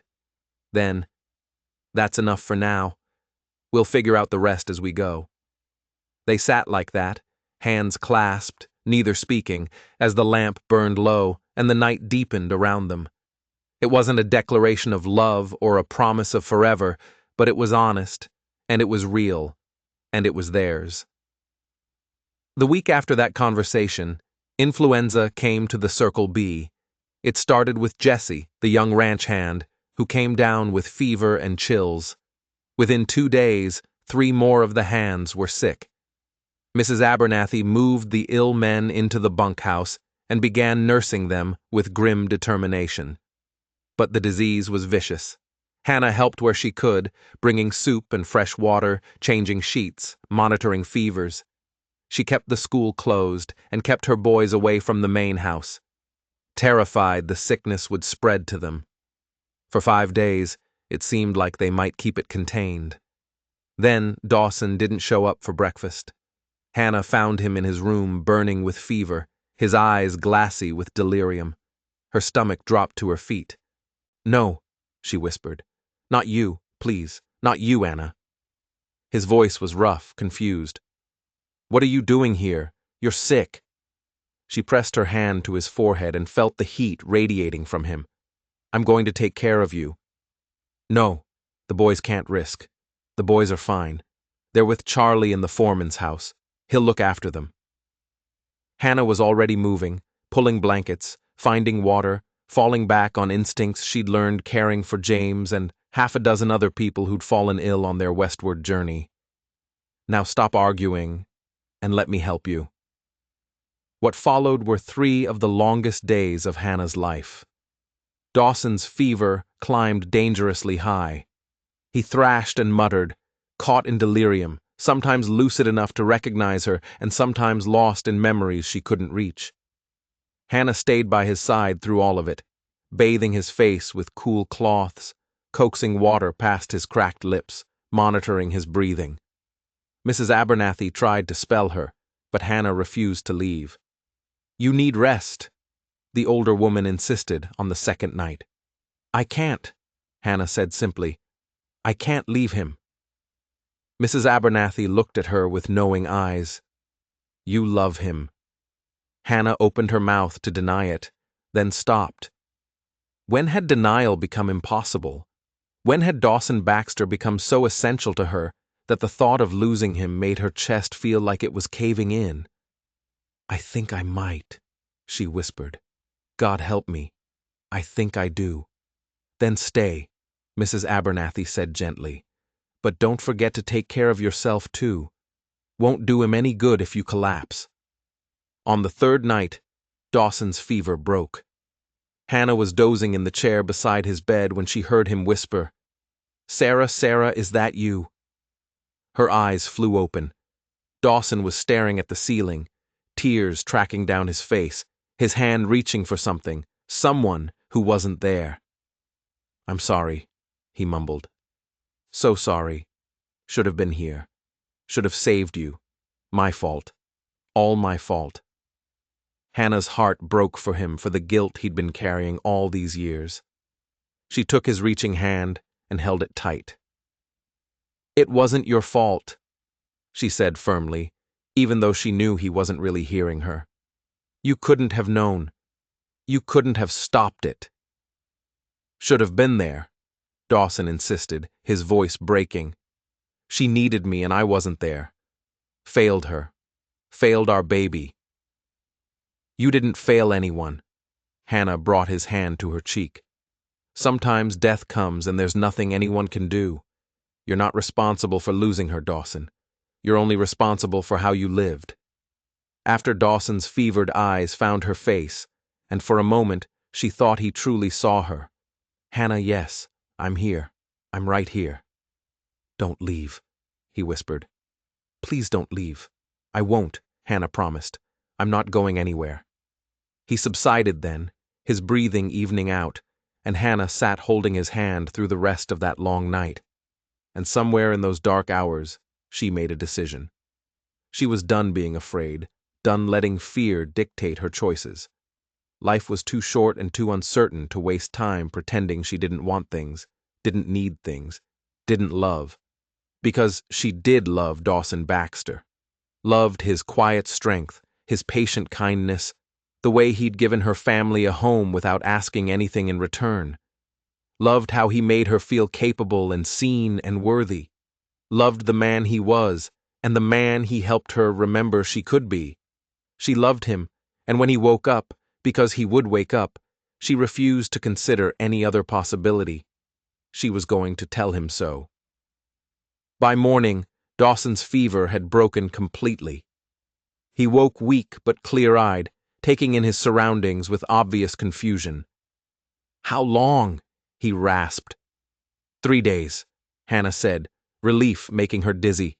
"You've been sick for 3 days, the others recovering. Jesse's already back on his feet, and the others are improving." Hannah helped him sit up enough to sip some water. "You scared me half to death, Dawson Baxter." "Sorry." He managed a weak smile. "Didn't do it on purpose. I should hope not." Hannah set the cup aside, suddenly shy now that he was awake and present, and looking at her with those clear gray-blue eyes. "You said some things while you were fevered." Dawson's expression shuddered. "I don't remember much." "What did I say?" "You talked about Sarah, about feeling guilty that you weren't here when she died." He closed his eyes. "I see." "You're not responsible for her death," Hannah said firmly. "I know you feel like you are, but you're not. You couldn't have known, couldn't have changed what happened. You don't know that. I do know that blaming yourself won't bring her back, won't change anything except to poison the years you have left." Hannah took his hand, not caring any more about propriety or fear. "I understand guilt, Dawson. I spent months after James died wondering if I could have done something different. Given him better care, found a doctor sooner, forced him to rest instead of pushing on. But the truth is, sometimes people die, and there's no one to blame. It just happens." Dawson looked at their joined hands, his thumb tracing circles on her palm. "How did you let go of the guilt?" "I haven't entirely," Hannah admitted. "But I realized that carrying it wasn't honoring James's memory. It was just making me miserable. And I had 3 sons who needed me present, not lost in what-ifs. So I chose to focus on living instead of on what I couldn't change." "Living," Dawson repeated quietly. "I'm not sure I remember how." "Then we'll figure it out together." Hannah squeezed his hand. "Because I meant what I said the other night, I care about you more than I thought possible. And watching you nearly die made me realize something. What's that? That I'm tired of being afraid, tired of holding back, tired of pretending I don't want things I want. She took a shaky breath. So yes, Dawson, my answer is yes. You can court me if the offer still stands. Dawson stared at her like she'd just told him the sun had risen in the west. You mean it? I mean it. Even though I'm a broken widower with a pile of guilt and a ranch that demands everything I have. Even though, Hannah confirmed, because you're also kind and patient and good with my boys. Because you make me feel like I matter, like I'm more than just someone struggling to survive. Her voice dropped to a whisper, because when I thought I might lose you, it felt like losing air. Dawson lifted their joined hands and pressed a kiss to her knuckles, his eyes never leaving hers.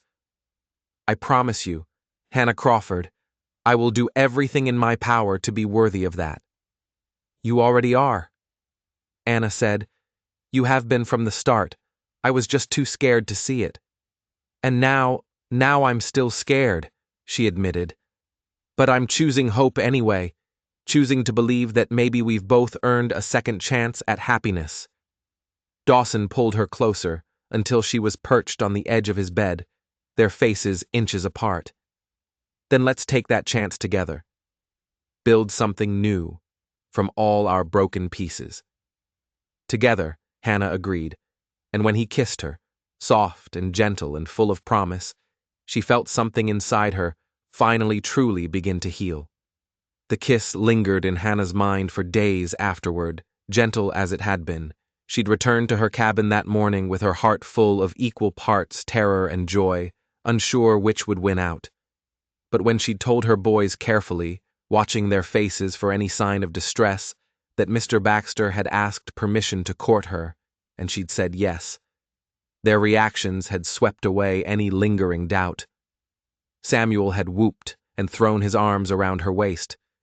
Noah had grinned so wide she thought his face might split.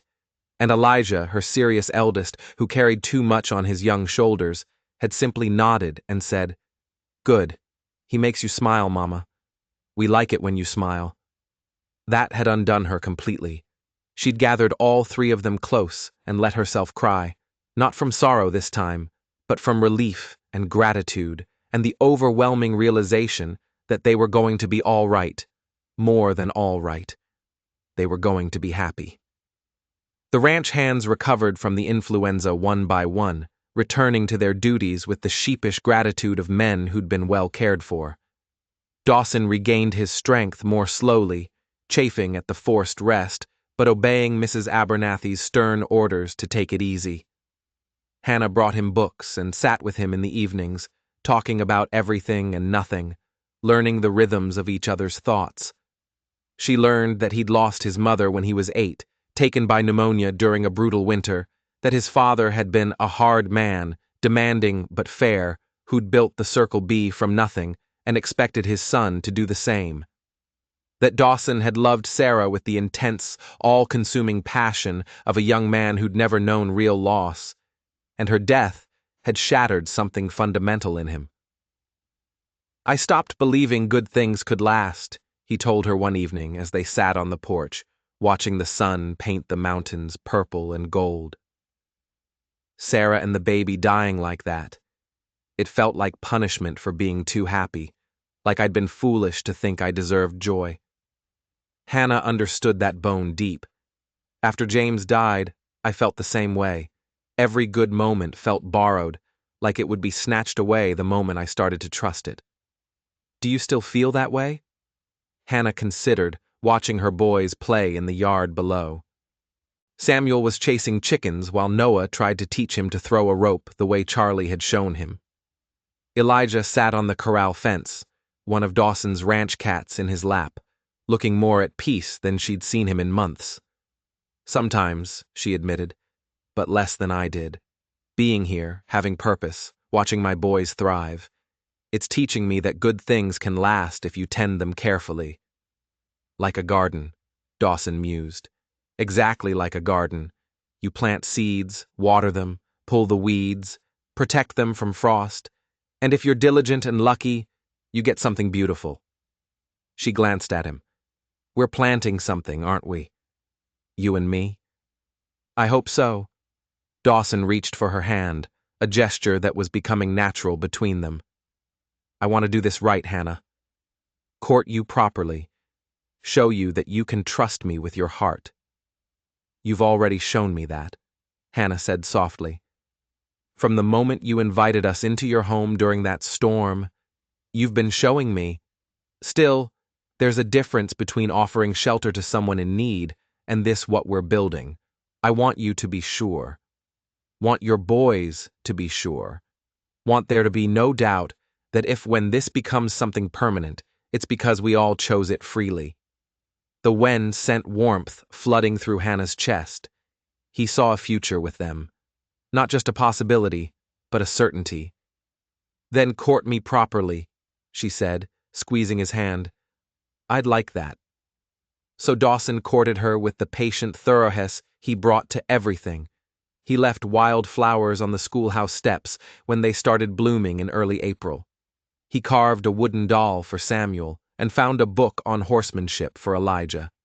He helped Noah build a fort in the barn loft, sacrificing a Saturday afternoon to hammer boards and brace posts, while the boy chattered excitedly about his plans. He took Hannah on walks around the ranch, showing her the land he loved, explaining the rhythms of cattle and seasons and weather.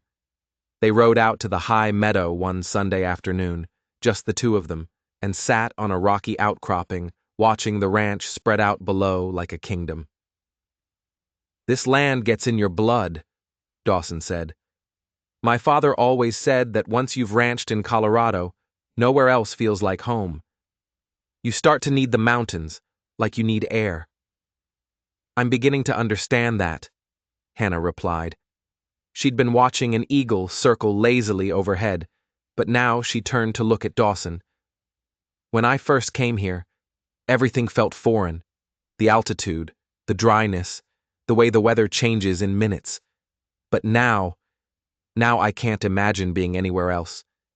Because of the land, or because of what the land represents? Hannah smiled. Both. The land is beautiful, harsh, demanding. It requires everything you have, but it also gives back in ways I never expected. Purpose, community, a place to belong. And me? Dawson asked quietly. Do I factor into that feeling? You know you do. Hannah felt her cheeks warm. Even after weeks of courtship, intimacy still made her shy. You're the reason all of this is possible. Without you, you would have found another way. Dawson interrupted.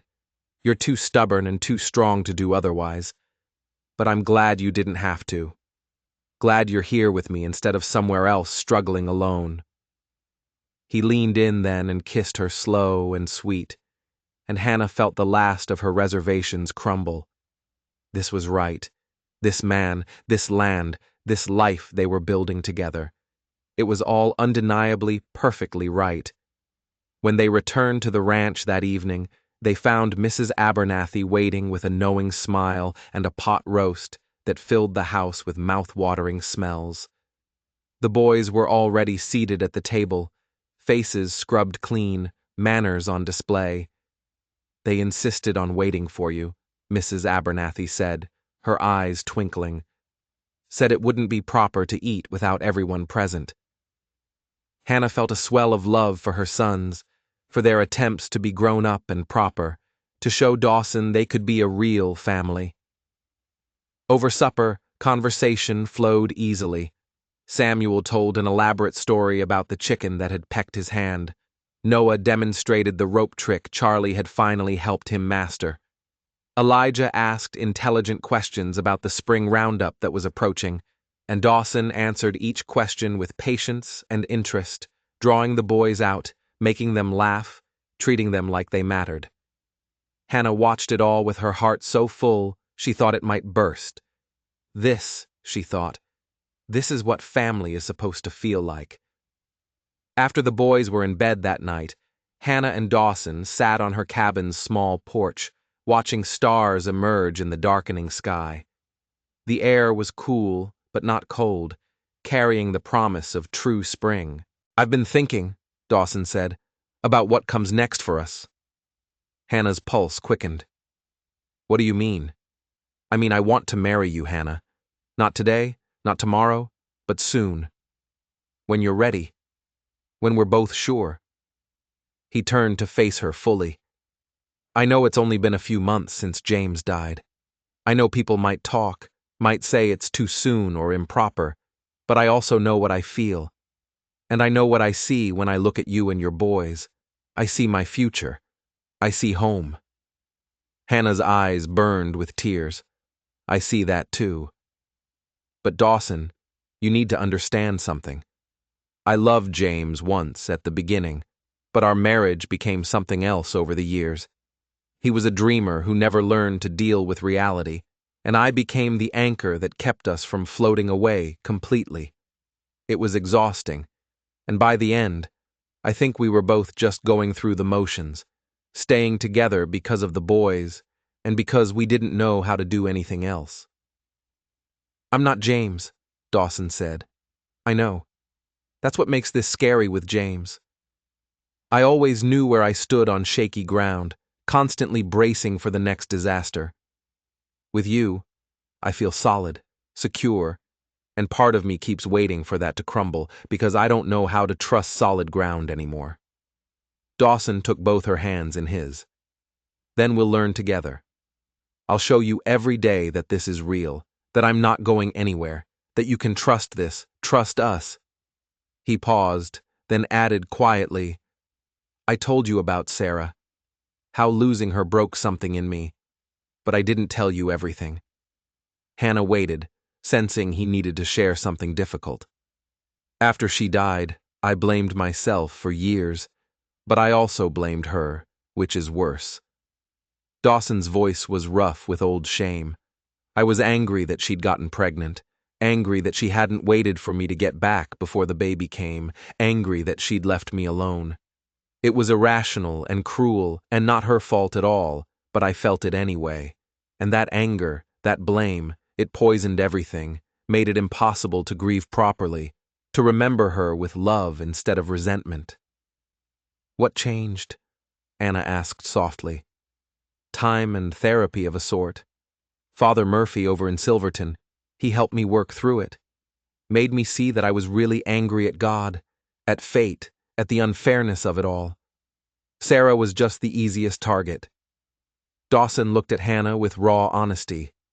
"I'm telling you this because I want you to know I understand complicated grief.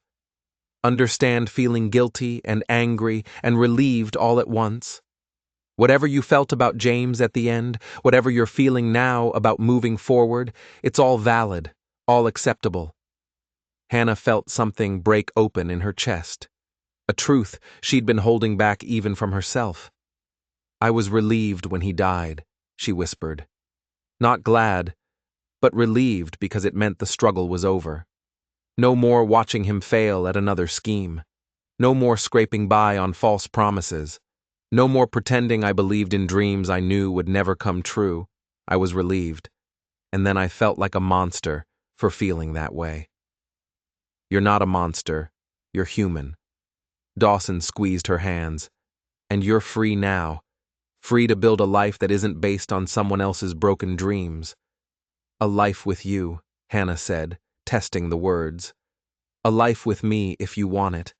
I do want it." The certainty in her voice surprised even herself. "I'm still scared, still learning to trust solid ground. But I want this, want you, want the life we could build together." Dawson smiled then, wide and genuine, and Hannah realized she'd rarely seen him smile like that, unguarded and full of joy. "Then let's build it one day at a time, one choice at a time. No rush, no pressure, just together, together." Hannah agreed and sealed the promise with a kiss that tasted like hope and healing and home. The weeks that followed were some of the happiest of Hannah's life. Spring came in earnest, transforming the ranch into a riot of wild flowers and new grass. The cattle grew fat on good grazing. The school buzzed with children excited about warm weather and summer ahead, and Hannah found herself falling more deeply in love with each passing day. She loved watching Dawson work, the competent way he handled horses and men, and the 1,000 problems that arose on a working ranch. She loved his dry humor, the way he could make her laugh with a single raised eyebrow or wry comment. She loved how he was with her boys, firm but fair, teaching them skills and values without ever trying to replace their father's memory. And Dawson made no secret of his feelings for her. He told anyone who'd listened that he was courting Mrs. Crawford with serious intent. When they made the monthly trip to Willow Creek for supplies, he introduced her to shopkeepers and ranchers as the woman I'm going to marry, his pride evident. Hannah blushed at the boldness of it, but couldn't deny the thrill that ran through her each time. Thomas Crawford saw them together at the general store one afternoon. Her brother-in-law had the grace to look ashamed as Dawson helped Hannah load supplies into the wagon, his hand resting casually at the small of her back. "Hannah," Thomas said, approaching hesitantly. "Could we speak a moment?" Hannah glanced at Dawson, who nodded and moved away to give them privacy, though his watchful gaze never left her. "What is it, Thomas?" "I wanted to say I'm glad things worked out for you, that you found a good situation." Thomas twisted his hat in his hands. "I heard Baxter's courting you. That true?" "It is. That's good. He's a decent man. Does well for himself." Thomas paused, then added quietly, "I'm sorry, Hannah, for how I treated you when you first came. Martha's been after me about it for months, saying I should have helped more. She was right." Hannah studied her brother-in-law's face, seeing genuine remorse there. Part of her wanted to hold on to her anger to make him feel the rejection she'd felt. But anger was exhausting, and she had better things to do with her energy. "You gave me money when I needed it," she said finally. "That helped more than you know. And if you hadn't turned me away, I wouldn't have gone to the Circle B, wouldn't have found Dawson. So maybe things worked out the way they were supposed to." "That's generous of you. It's not generosity. It's just letting go." Hannah glanced at Dawson, who was examining harnesses with the deliberate focus of someone pretending not to eavesdrop. "I'm building a new life, Thomas. One that doesn't have room for old grudges. So, I forgive you if that's what you're asking for, and I wish you and your family well." Thomas's relief was palpable. "Thank you. And Hannah. James would be glad you found someone good for what that's worth." Hannah nodded, not trusting her voice, and Thomas tipped his hat and walked away. Dawson returned immediately, his eyes searching her face. "You all right?" "I am." And she was. The encounter that would have devastated her months ago now felt like closing a chapter, not reopening a wound. "Let's go home." "Home?" Dawson repeated, smiling. "I like the sound of that." As they rode back to the ranch, Anna reflected on how much had changed since that desperate day when she'd stood in Willow Creek with nowhere to go. She'd been so lost then, so frightened. Now she knew exactly where she belonged. One evening in late May, Dawson asked Hannah to join him in the ranch office after supper. She found him standing by the window, looking out at the land painted gold by the setting sun. "You wanted to see me?" she asked. "I did." Dawson turned, and Hannah saw something in his expression that made her pulse quicken. Nervousness, excitement, determination all mixed together. "I have something for you. For you and your boys, actually." He handed her a folder of official-looking documents. Hannah opened it, scanning the legal language, trying to make sense of what she was reading. "These are deeds," she said slowly, "for land." "For 40 acres on the eastern edge of the ranch," Dawson confirmed. "It's good land with water access and timber. I had my lawyer draw up the papers to put it in your name, yours and your son's." Hannah stared at him, unable to process what he was saying. "I don't understand." "Why would you?" "Because I want you to have security," Dawson said. Independent of me, independent of our relationship. If something happened to me, if things didn't work out between us, if you ever needed to leave, you'd have land of your own, property no one could take from you. Your boys would have an inheritance. But Dawson, this is too much. It's not enough, he interrupted. Hannah, you came here with nothing. You've worked hard, built a life, earned every bit of respect you have, but I need you to know that you're not dependent on my goodwill or our relationship working out. You're an independent woman with property and rights. Whatever you choose to do, stay with me, marry me, leave, you're choosing it freely, not because you have no other options. Hannah felt tears streaming down her face, the generosity of it, the thoughtfulness, the sheer rightness of understanding what she needed most, security, independence, the knowledge that she'd never be desperate again, overwhelmed her completely. How? She whispered. How did you know this was what I needed? Because I know you, Dawson said simply. Know that your worst fear is being helpless again, being at someone else's mercy. This way you'll never have to be. He crossed to her, gently wiping away her tears. Say you'll accept it, please. I accept it, Anna said through her tears. Thank you doesn't seem like enough, but thank you for understanding, for seeing me so clearly. I see you, Dawson agreed. All of you. The strength and the fear, the pride and the vulnerability. And I love all of it, Hannah. I love you.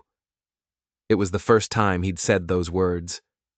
Hannah felt them settle into her chest like warmth, like sunlight, like coming home after a long journey. I love you too, she whispered. I think I have for a while now. I was just too scared to say it. Dawson kissed her then, deep and thorough, and Hannah kissed him back with all the love and gratitude and hope she'd been holding inside. When they finally broke apart, both breathless, Dawson rested his forehead against hers. Marry me, he said. Not someday, not when you're ready. Now soon. Let's start building our future for real. Yes, Hannah said without hesitation. Yes, I'll marry you. They decided on a Christmas wedding, giving Hannah time to feel settled in her decision and allowing the boys to fully adjust to the idea of Dawson becoming their stepfather. The announcement delighted everyone. Mrs. Abernathy immediately began planning the celebration. The ranch hands congratulated Dawson with knowing grins, and the children at school peppered Hannah with excited questions about the wedding. Her boys took the news with varying reactions. Samuel was thrilled at the prospect of Dawson officially becoming his father. Noah worried about practical details like where they'd live and whether he'd have to change his name. And Elijah, after digesting the information quietly for a day, sought Hannah out for a private conversation. Mama, he said, his young face serious. Are you happy? Really happy? Hannah pulled her eldest son into a hug. I am, sweetheart. Happier than I've been in years. And Mr. Baxter Dawson, he's good to you, not like. Elijah trailed off, unwilling to criticize his late father, but clearly needing reassurance. He's very good to me, Hannah said firmly. He listens when I talk. He respects my opinions. He never makes me feel small or foolish. And Eli? He'll never try to replace your father. He knows James was your pa, and he respects that. He just wants to be someone you can count on. I like him, Elijah admitted. He teaches me things and doesn't get mad when I ask too many questions. And he makes you smile the way you used to before P got sick. Then you approve? I approve. Elijah managed a small smile. We're going to be a real family, aren't we? Not just people living in the same place, but a real family. We already are a real family, Hannah said. The wedding just makes it official. As summer rolled into fall, Hannah threw herself into preparations. She sewed a new dress with Mrs. Abernathy's help, simple but elegant in deep blue wool. She taught her boys how to tie proper neckties and stand still during fittings for their new suits. She worked with the ranch cook to plan a feast that would feed the neighboring families they'd invited to celebrate. And through it all, Dawson was a steady, loving presence. He didn't disappear into wedding planning stress or try to control every detail. Instead, he supported Hannah's choices, offered opinions when asked, and made sure she knew that the wedding was just one day. What mattered was the life they'd build afterward. One crisp October evening, as they sat together on the porch, watching the aspen trees turn gold in the hills, Dawson pulled a small box from his pocket. "I have something else for you," he said. "Been waiting for the right moment." Hannah opened the box to find a delicate silver locket on a fine chain. She lifted it out, admiring the intricate engraving on the front, and opened the clasp. Inside were 3 small photographs. Her 3 sons, their faces captured perfectly, looking happy and healthy and loved. "The traveling photographer came through last month," Dawson explained. "I commissioned portraits of the boys as a surprise, but look at the other side." Hannah turned the locket over. The opposite interior was empty. "Ready for another photograph?" "That's for whatever the future holds," Dawson said softly. "Maybe a picture of us together. Maybe another child someday if we're blessed with one. Maybe just a reminder of something important. But I wanted you to have it. Your boys with you always close to your heart with room for more love to come." Hannah couldn't speak past the lump in her throat, the thoughtfulness of it, the way he'd included her sons while also acknowledging the possibility of a shared future, undid her completely. She fastened the locket around her neck, feeling the slight weight of it settle against her chest. "It's perfect," she whispered. "You're perfect." "I'm not perfect," Dawson said with a laugh. "I'm stubborn and set in my ways, and I spend too much time worrying about cattle prices. But I'm perfect for you, maybe, and you're perfect for me. That's what matters." "Perfect for each other," Anna agreed. She leaned against him, his arm coming around her shoulders, and they sat in comfortable silence as the sun painted the sky in shades of orange and pink. This was home, Hannah thought. Not the ranch, not the cabin, not any physical place. Home was this feeling of being seen and valued and loved, of building something meaningful with someone who understood both her strength and her scars, of knowing that whatever came next, she wouldn't face it alone. "Tell me about Christmas," she said after a while. "What traditions does the ranch have?" "Not many," Dawson admitted. "It's usually just a quiet day. Mrs. Abernathy makes a special dinner, the hands get the day off, and I usually spend it thinking about Sarah and feeling melancholy." He paused. "But this year will be different. This year we'll have a wedding, a celebration, new traditions to start. I want it to be special for the boys too," Hannah said. "They've had such a hard year. They deserve joy and celebration and hope. Then we'll make sure they have it." Dawson pressed a kiss to the top of her head. "We'll make this a Christmas none of us will ever forget." As October faded into November, the ranch settled into the rhythm of preparing for winter. Cattle were brought closer to the home pastures. Firewood was stacked high against the coming cold. The school closed for a week so families could focus on preparations, and Hannah used the time to finalize wedding plans and help Mrs. Abernathy with preserving and canning. The boys grew more excited as the wedding approached. Samuel talked about it constantly, asking questions about the ceremony and the party and whether there would be cake. Noah helped Dawson with extra chores, determined to prove he could be useful. And Elijah, in a gesture that made Hannah's eyes well up, asked if he could give her away at the wedding. "P would want me to," he said seriously, "since he can't be here to do it himself." "I think that's exactly what he'd want," Hannah agreed, pulling her son close. "I'd be honored to have you give me away." The first snow came in mid-November, a gentle dusting that made everything look clean and new. Hannah stood at the schoolhouse window, watching it fall, thinking about all the snow that had fallen since she'd arrived at the Circle B.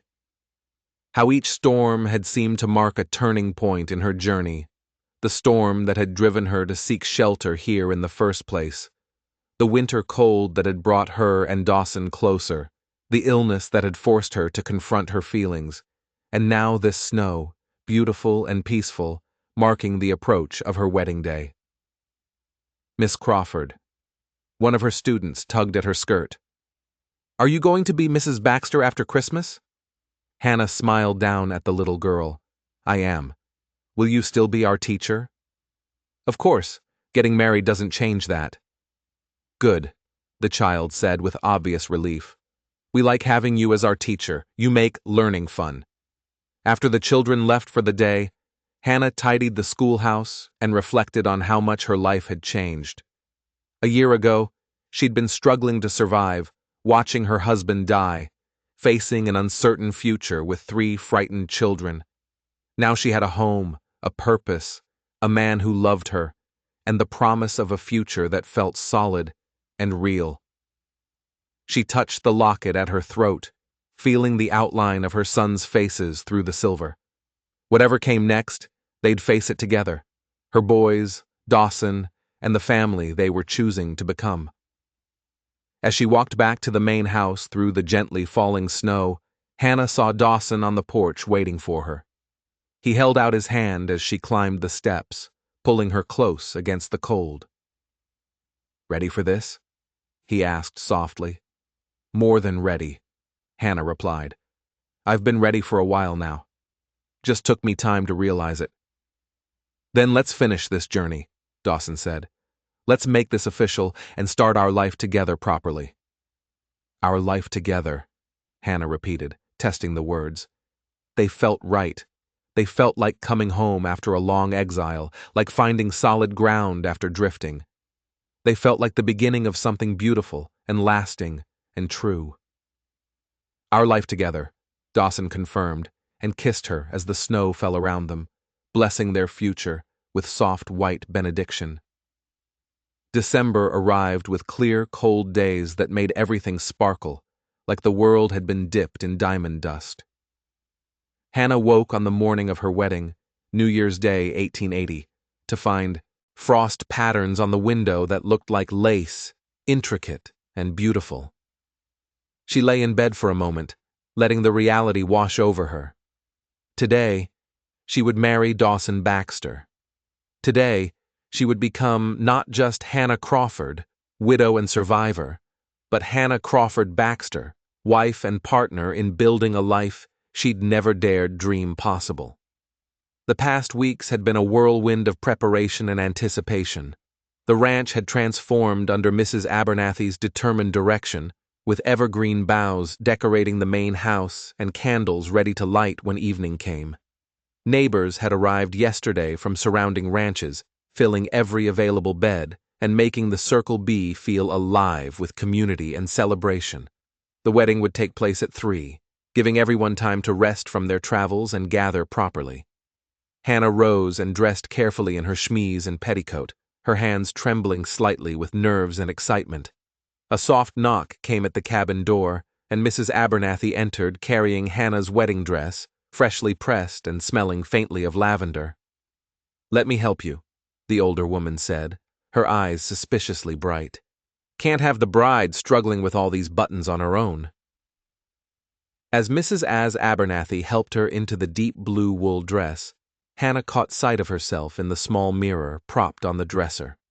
The woman looking back at her bore little resemblance to the desperate widow who'd arrived at the Circle B 8 months ago. This woman had color in her cheeks, clarity in her eyes, and something that looked remarkably like happiness radiating from her face.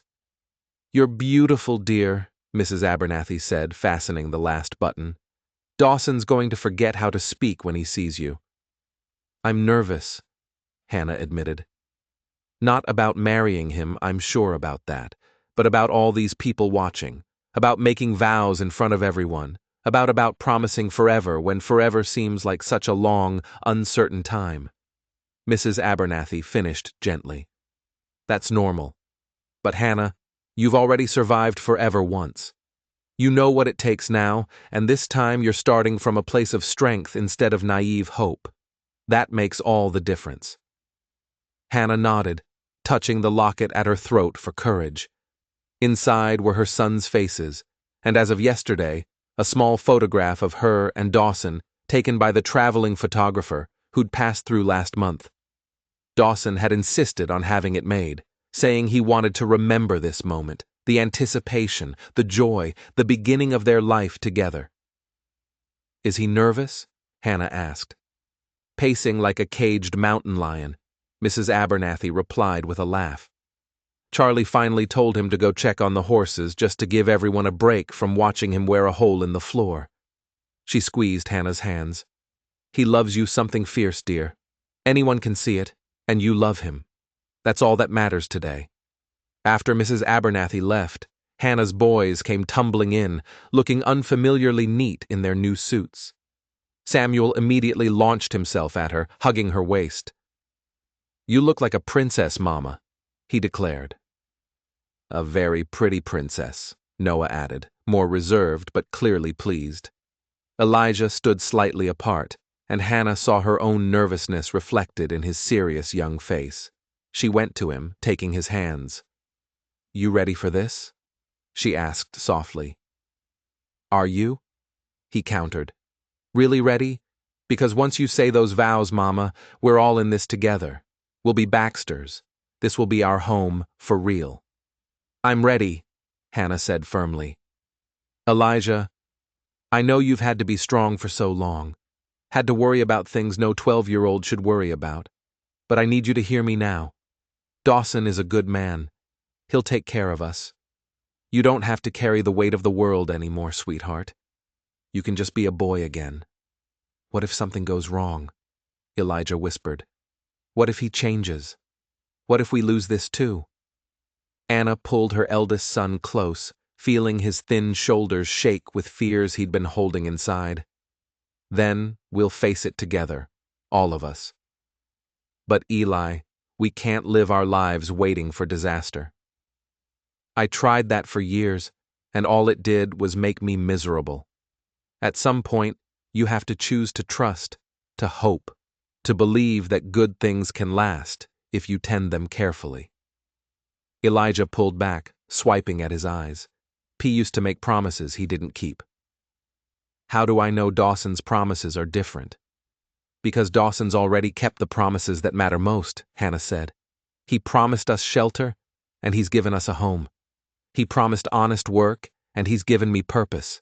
He promised respect, and he's shown it every single day. The wedding vows are just making official what's already true, that we're a family chosen and built on something solid." "I miss P," Elijah said quietly. "Even though things were hard, even though I know Dawson's better for us, I still miss him sometimes." "Of course you do. He was your father, and it's right to miss him." Hannah cupped Elijah's face in her hands. "Marrying Dawson doesn't erase your paw or dishonor his memory. It just means we're moving forward, building something new while still remembering where we came from. You can love your father's memory and accept Dawson as your stepfather. Both things can be true at once." Elijah nodded slowly, and Hannah saw some of the tension leave his shoulders. "Okay, I'm ready then. Let's go make this official." The wedding took place in the ranch's main living room, which had been transformed by evergreen boughs, white candles, and the warm presence of friends and neighbors.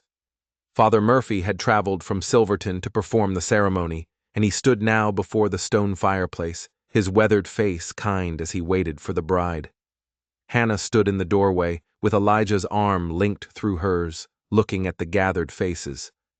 There were the ranch hands, cleaned up and looking almost unrecognizable in their Sunday best. There were neighboring ranchers and their families, people she'd come to know through school and community gatherings. There was Mrs. Abernathy, beaming and dabbing at her eyes with a handkerchief. And there at the front of the room stood Dawson. He wore a new dark suit that emphasized his broad shoulders and made him look almost unbearably handsome. But it was his face that captured Hannah's attention. The way his eyes lit up when he saw her, the slight tremor in his hands that betrayed his nerves, the smile that transformed his weathered features into something approaching joy. This was the man who'd offered shelter in a storm and had given so much more. This was the man who'd seen her at her lowest and had helped her rebuild. This was the man who loved her sons as if they were his own, and who'd given her the security of land and independence, even as he'd asked for her heart. This was the man she was choosing freely and fully to spend the rest of her life with. Elijah walked her forward with solemn dignity, and when they reached the front, he carefully placed her hand in Dawson's. The gesture was deliberate, ceremonial, her eldest son giving his blessing, acknowledging the transfer of responsibility, while also recognizing that Hannah was choosing this for herself. "Take care of her," Elijah said quietly so only Dawson could hear. "Take care of all of us." "I will," Dawson promised, his voice rough with emotion. "I swear it." Elijah nodded and stepped back to stand with his brothers, who were watching with wide eyes and barely contained excitement. Father Murphy began the ceremony, his voice carrying the weight of countless weddings performed over decades of ministry. Hannah heard the familiar words, love, honor, cherish, for better or worse, in sickness and health. But this time they felt different, not like empty promises or naive hopes, but like a genuine commitment between two people who understood exactly what they were undertaking. "Dawson Baxter," Father Murphy said, "do you take this woman to be your lawfully wedded wife? To love her, comfort her, honor and keep her in sickness and health, in sorrow and joy, forsaking all others as long as you both shall live?" "I do," Dawson said, his eyes never leaving Hannah's face. "With everything I am, I do." "And Hannah Crawford, do you take this man to be your lawfully wedded husband, to love him, comfort him, honor and keep him, in sickness and health, in sorrow and joy, forsaking all others, as long as you both shall live?" Hannah felt the weight of the moment settle over her, the significance of this choice, this commitment, this leap of faith into an uncertain future. But when she looked at Dawson, at his steady strength and patient love, the uncertainty faded. This was right. This was real. This was home. "I do," she said clearly. "With everything I am, I do." They exchanged rings, simple gold bands that Dawson had ordered from Denver months ago, waiting for this moment.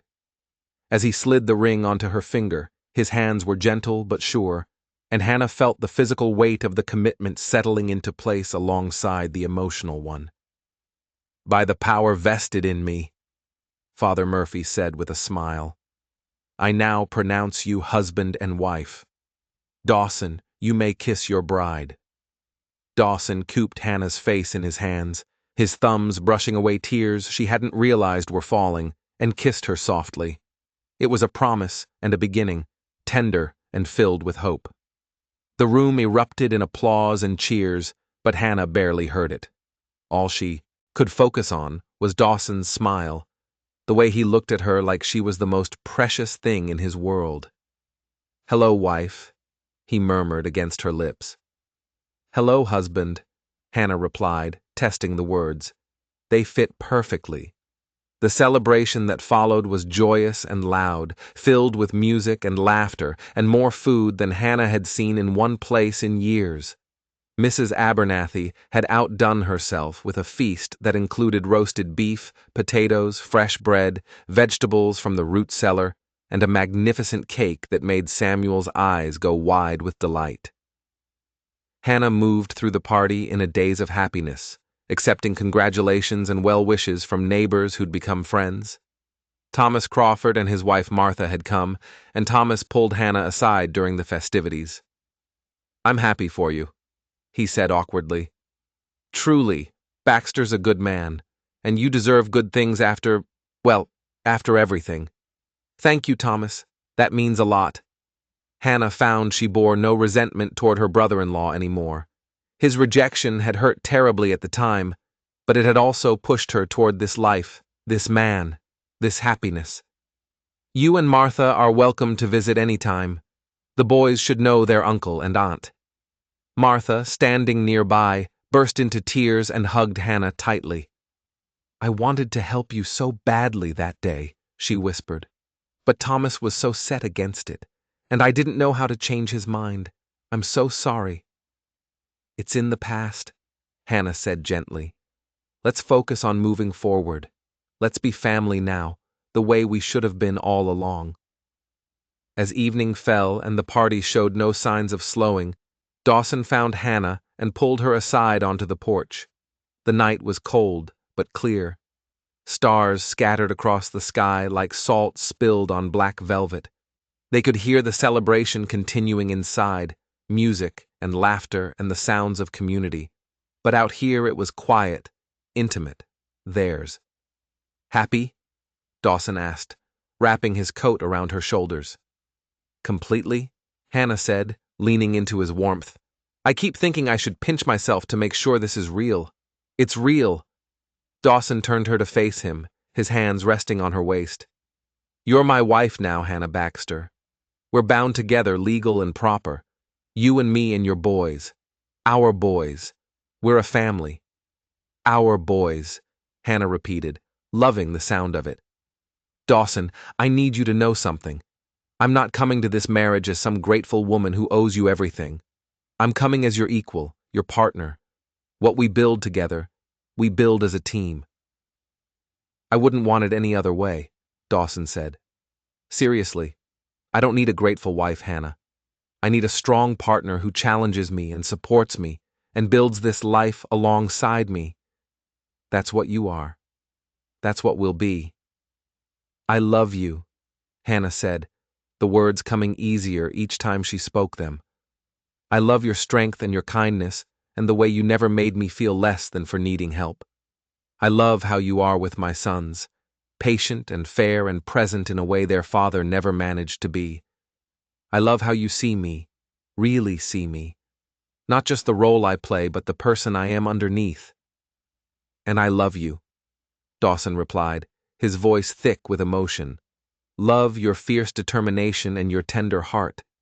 Love how you fight for what matters and refuse to give up even when everything seems impossible.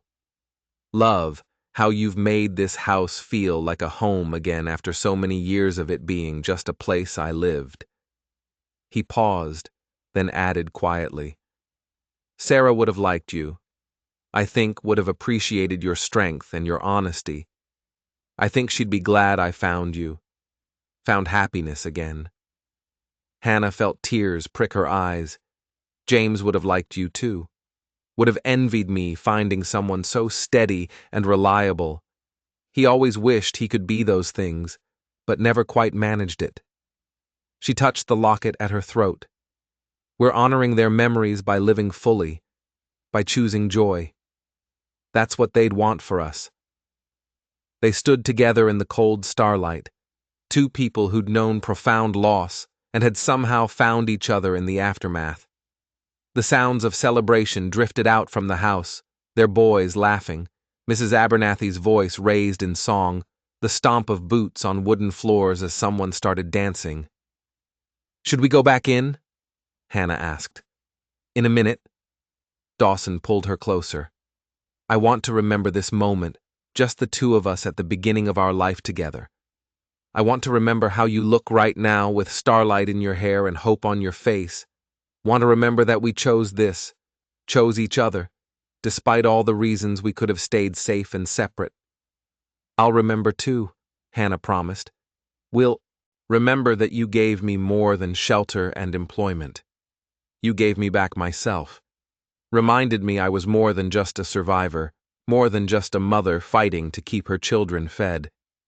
You saw the woman underneath all that struggle and loved her anyway. They kissed again, longer this time, a kiss that spoke of promises and passion and the long life stretching out before them. When they finally pulled apart, both were breathless and smiling.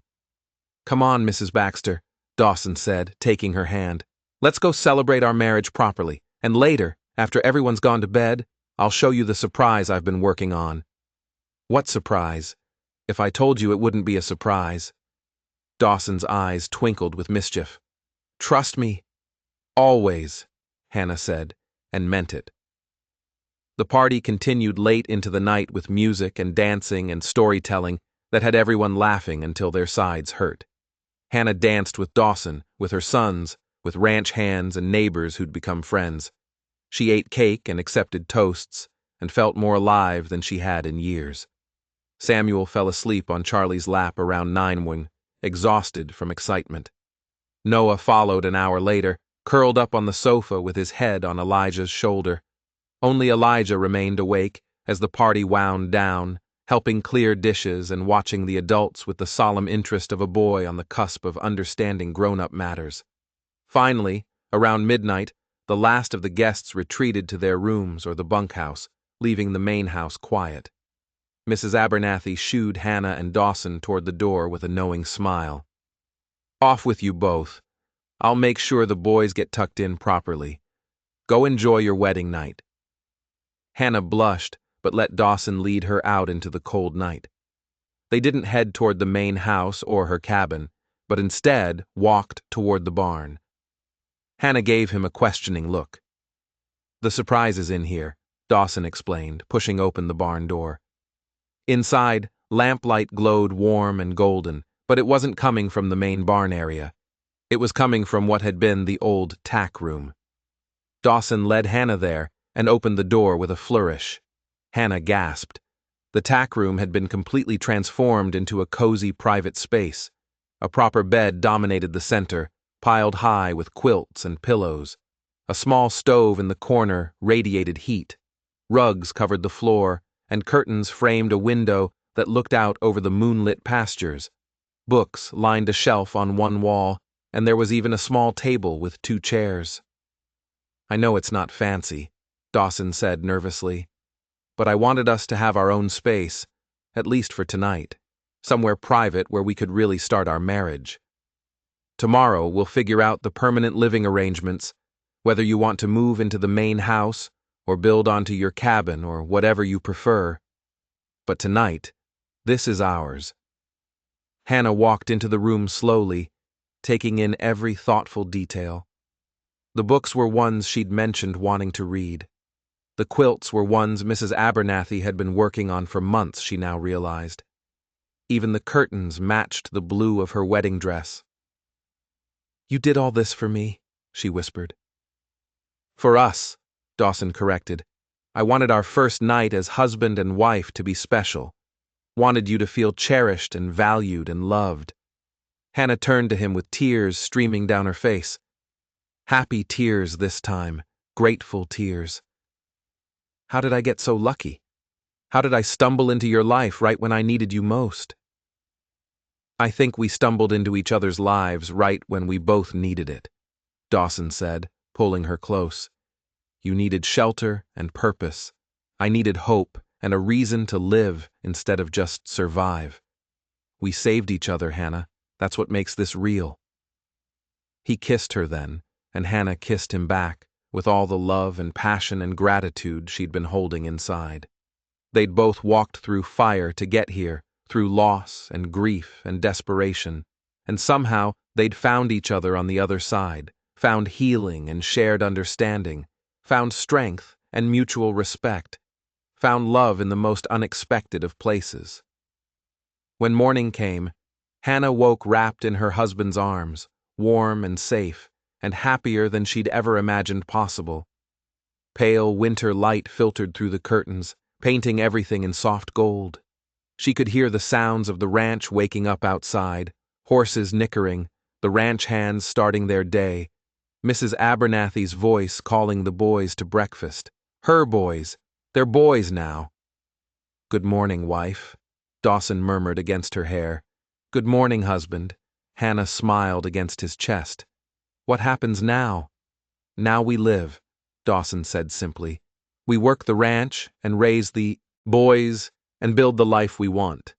Nothing magical, nothing extraordinary, just us together, making choices and facing challenges and finding joy in the everyday." "That sounds perfect," Hannah said. And it did. After years of chasing impossible dreams with James, after months of desperate survival, the idea of simply living, building something steady and real, felt like the greatest gift imaginable. They dressed and made their way to the main house where breakfast was already underway. Mrs. Abernathy had outdone herself again with pancakes and bacon and eggs that made the whole kitchen smell like heaven. The boys were gathered around the table, still in their nightshirts, hair mussed from sleep. "Mama," Samuel launched himself at Hannah the moment she walked in. "You're married now. You're really married." "I really am," Hannah confirmed, scooping him up. "Which means Dawson is officially your stepfather now. What do you think about that?" "I think it's good," Samuel said. "Seriously, can I call him P?" Hannah looked at Dawson, who nodded with suspiciously bright eyes. "If that's what you want to call me, I'd be honored," he told Samuel. "Then PP it is," Samuel declared, and wiggled down to return to his breakfast. Noah was more reserved but clearly pleased while Elijah studied Dawson with that serious expression he got when he was thinking hard about something important. "Mr. Baxter, I mean Dawson," Elijah started.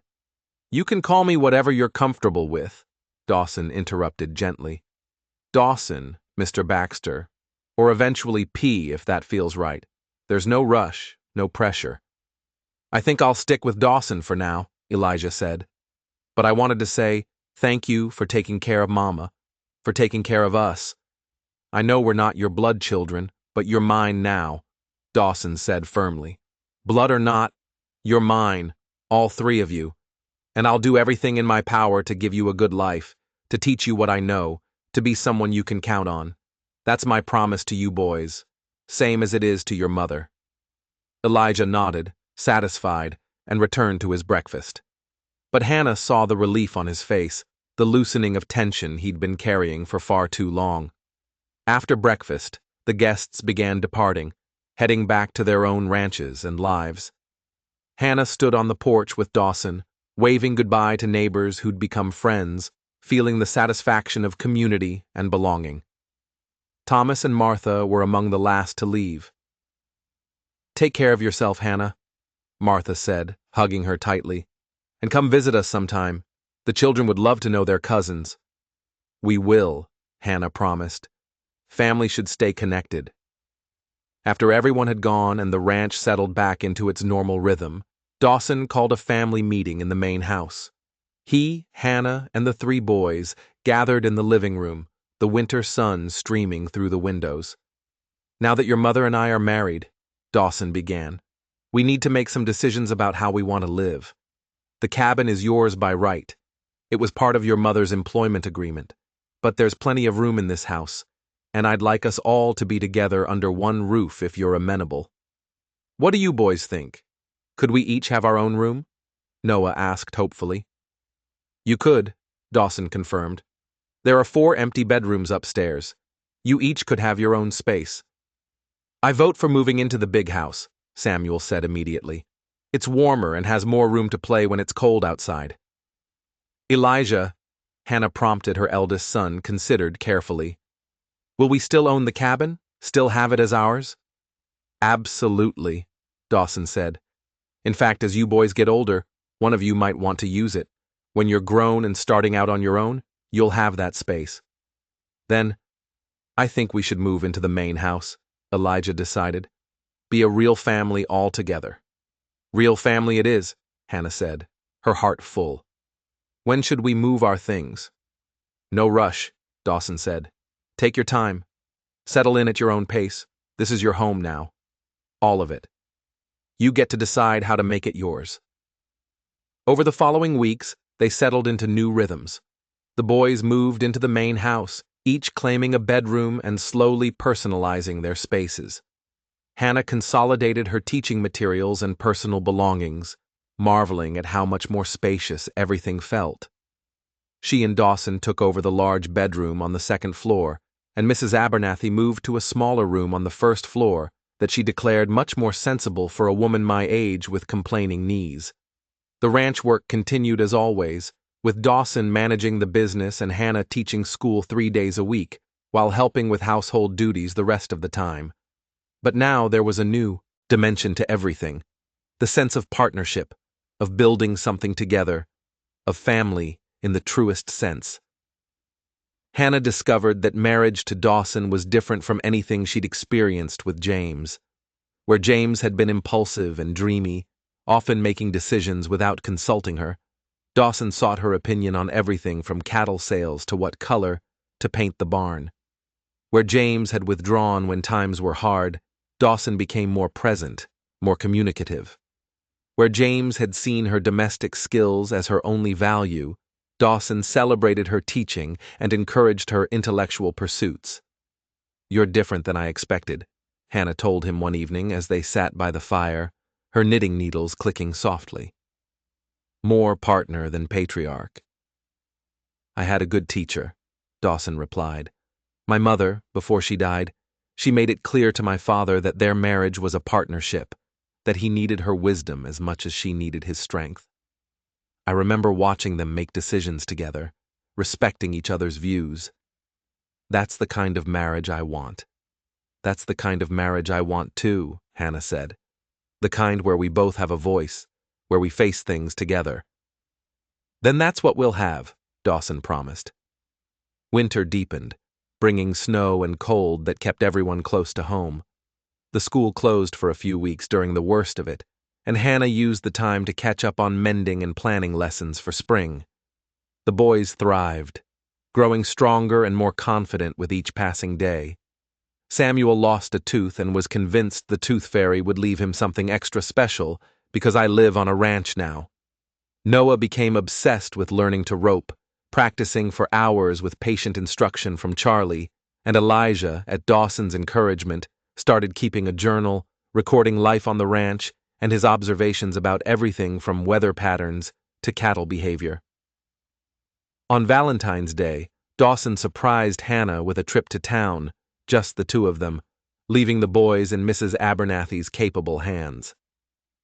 They had dinner at the restaurant, browsed the general store, and visited the library where Hannah discovered they'd received a shipment of new books.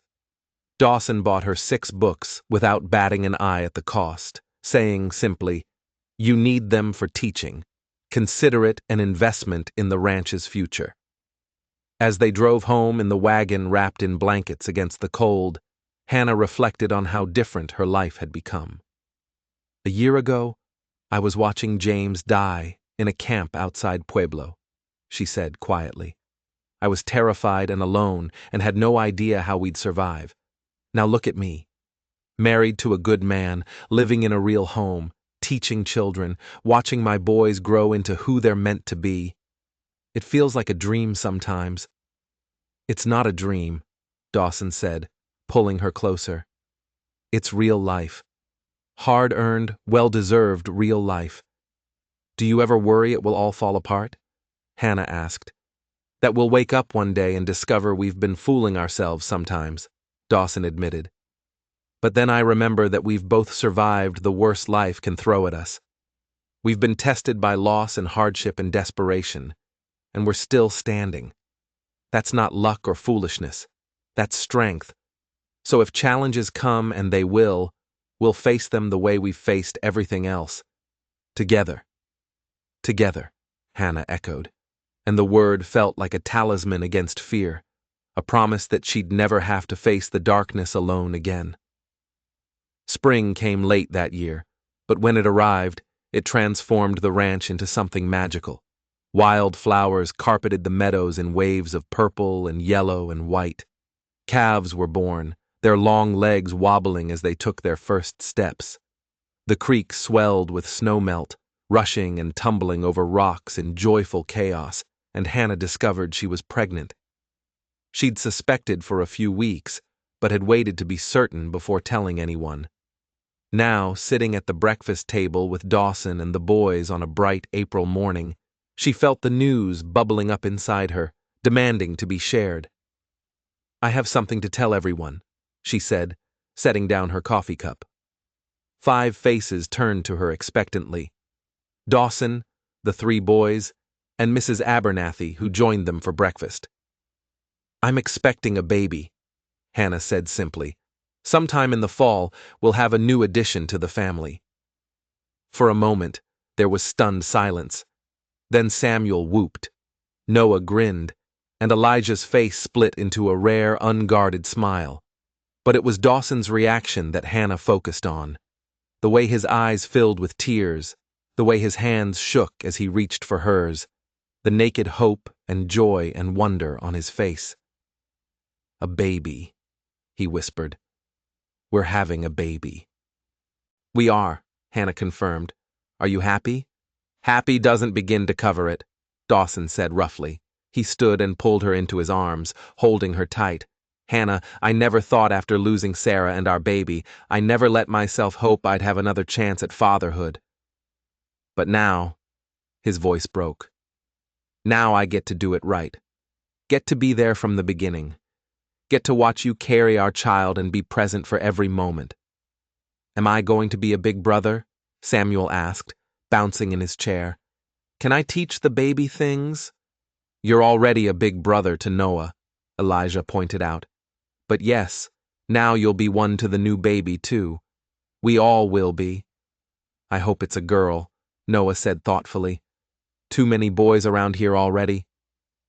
"Boy or girl, it'll be loved," Mrs. Abernathy declared, dabbing at her eyes. "Lord, this ranch is going to be even more alive with children running around." "Mr. Baxter, you realize you're going to have 4 children?" "4? Can't wait," Dawson said, his arms still around Hannah. "The more the merrier." The pregnancy brought its own challenges. Hannah suffered from morning sickness that lasted well into the afternoon, and the fatigue made teaching difficult some days. But Dawson was endlessly patient, taking over tasks she normally handled and making sure she rested when she needed to. The boys were surprisingly helpful, too, with even Samuel understanding when his mother needed quiet. As spring turned to summer, Hannah's belly grew round and unmistakable. The school term ended and she spent long golden days preparing a nursery in one of the unused upstairs rooms. Mrs. Abernathy helped her sew tiny gowns and blankets, while the boys debated baby names with surprising seriousness. "If it's a girl, we should name her Rose," Samuel suggested. "Because she'll be pretty like a flower." "If it's a boy, maybe Henry," Elijah offered. "That's a strong name." Dawson let Hannah make the final decision, though he admitted he liked traditional names that honored family when possible. They decided to wait until the baby arrived to choose, wanting to see who the child was before attaching a name. On a warm September evening, as the sun painted the sky in shades of orange and pink, Hannah went into labor. It was earlier than expected, but not dangerously so, and Dawson immediately sent Charlie to fetch the midwife, who lived 20 meters away. In the meantime, Mrs. Abernathy took charge with the calm efficiency of someone who'd delivered more than a few babies in her time. "You've done this before, dear," the older woman reminded Hannah as contractions began in earnest. "You know what to expect. Just breathe through it and trust your body." Dawson refused to leave, despite Mrs. Abernathy's suggestion that he wait downstairs with the boys. "I wasn't there when Sarah delivered," he said firmly. "Wasn't there when she needed me most. I'm not making that mistake again. I'm staying right here with Hannah." Hannah was grateful for his presence. His strong hands held hers through the contractions. His steady voice talked her through the pain. His unwavering belief that everything would be all right gave her strength when her own faltered. The midwife arrived just as things were getting intense, and she immediately took over with practiced skill. She checked Hannah, pronounced everything progressing normally, and settled in for what she predicted would be another few hours of labor. She was wrong. An hour later, with Dawson holding Hannah's hand and Mrs. Abernathy coaching her through the final pushes, a baby girl entered the world with a lusty cry that proclaimed her healthy and strong. "A daughter," the midwife announced, placing the squalling infant on Hannah's chest. "Congratulations, you have a beautiful baby girl." Hannah looked down at her daughter, red-faced and angry at being evicted from her warm home, but undeniably perfect, and felt love crash over her like a wave. This tiny person, this miracle, was hers, theirs, the physical proof that good things could grow from loss and hardship. "Hello, little one," she whispered. "Welcome to our family." Dawson was crying openly, his hand gentle as he stroked the baby's downy head. "She's perfect, Hannah. She's absolutely perfect." "What will you name her?" Mrs. Abernathy asked. Hannah looked at Dawson, and in that moment, she knew exactly what the baby's name should be. "Grace," she said. "Grace Sarah Baxter. Because she's a gift of grace we never expected, and because she honors the woman who came before."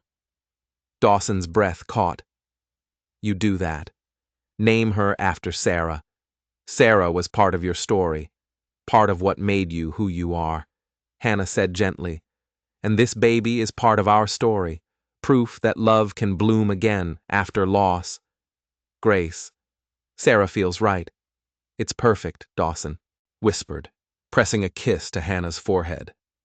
"You're perfect. Our family is perfect." The boys were allowed in shortly after, tiptoeing into the room with wide eyes and hushed voices. Samuel climbed carefully onto the bed to peer at his new sister. "She's tiny," he announced, "like a kitten." "She'll grow," Elijah said, but even he looked awed by the small person in their mother's arms. "Can I hold her?" Noah asked. Hannah showed them how to support the baby's head, and one by one, the boys held their new sister, their faces a mixture of curiosity and fierce protectiveness. This was their family now, Hannah thought, not bound by blood alone, but by choice and love and shared determination to build something lasting. The first weeks with Grace were exhausting, but joyful. Hannah recovered quickly from the birth, and Dawson proved to be a devoted father, walking the floors with Grace at night and changing diapers without complaint. The boys doted on their sister, with even Elijah, who'd been uncertain about becoming a big brother again at 13, melting into smiles whenever Grace grabbed his finger. As autumn painted the ranch in gold and crimson, Hannah stood on the porch one evening with Grace asleep in her arms and watched Dawson work with the boys in the corral below. He was teaching them to gentle a young horse, demonstrating patience and technique, while all three boys listened with rapt attention. This was her life now, not the one she'd imagined when she'd married James all those years ago, full of grand adventures and impossible dreams. This was better, more real, more solid, more filled with genuine love and purpose. She had a home that couldn't be taken away, land in her own name, meaningful work teaching children, a husband who treated her as an equal partner, 4 healthy children, and a future that felt secure. She thought about that desperate woman who'd stood in the dusty street of Willow Creek with $20 and 3 frightened boys, begging for help from family who'd turned her away. That woman had felt like a failure, like someone the world had given up on. But she hadn't been a failure. She'd been at a crossroads, being pushed towards something better, even though she couldn't see it at the time. Thomas's rejection had forced her to the Circle B.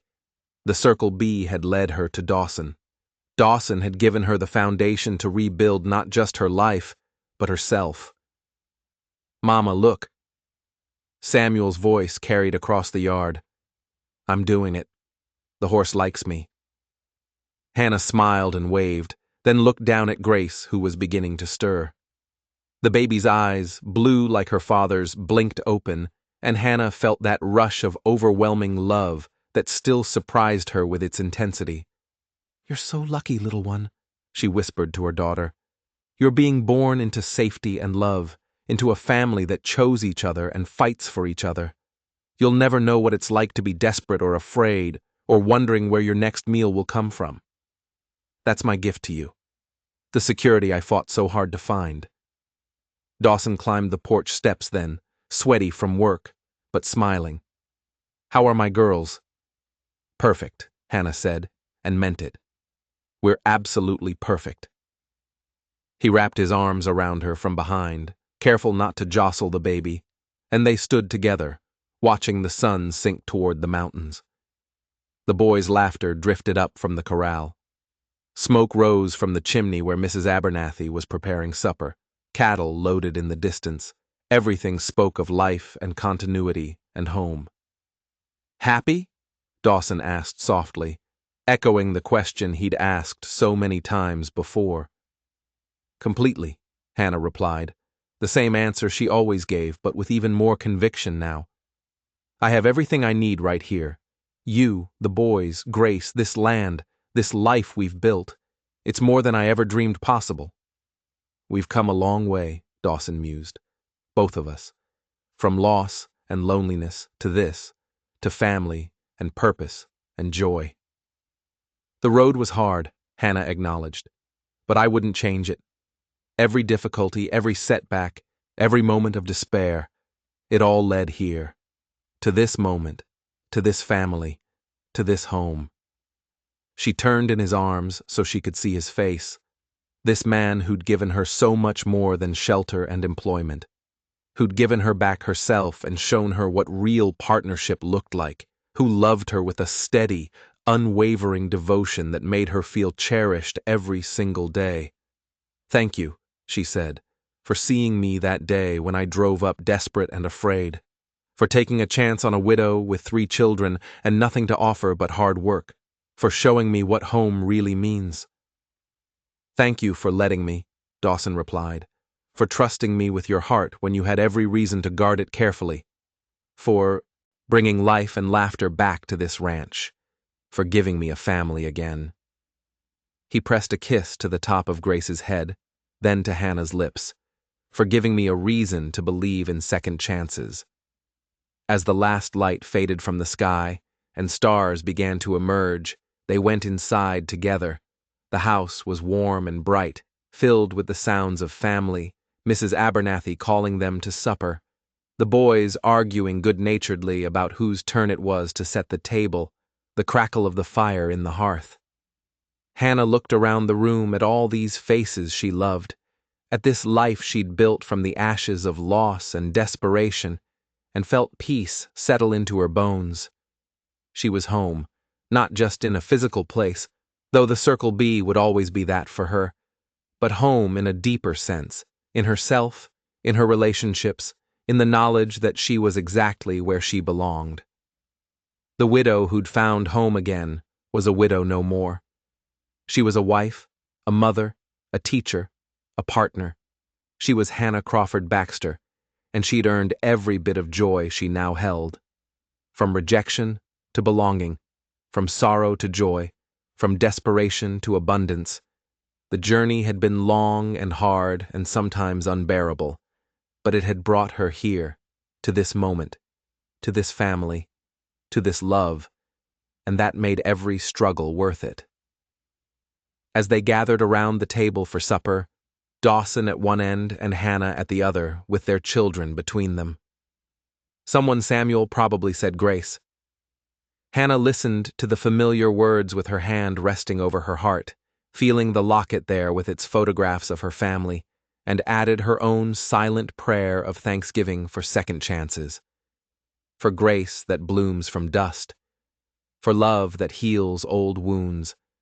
For family chosen and built with intention and care. For home finally and forever found. For all of it, every beautiful hard-won bit of it.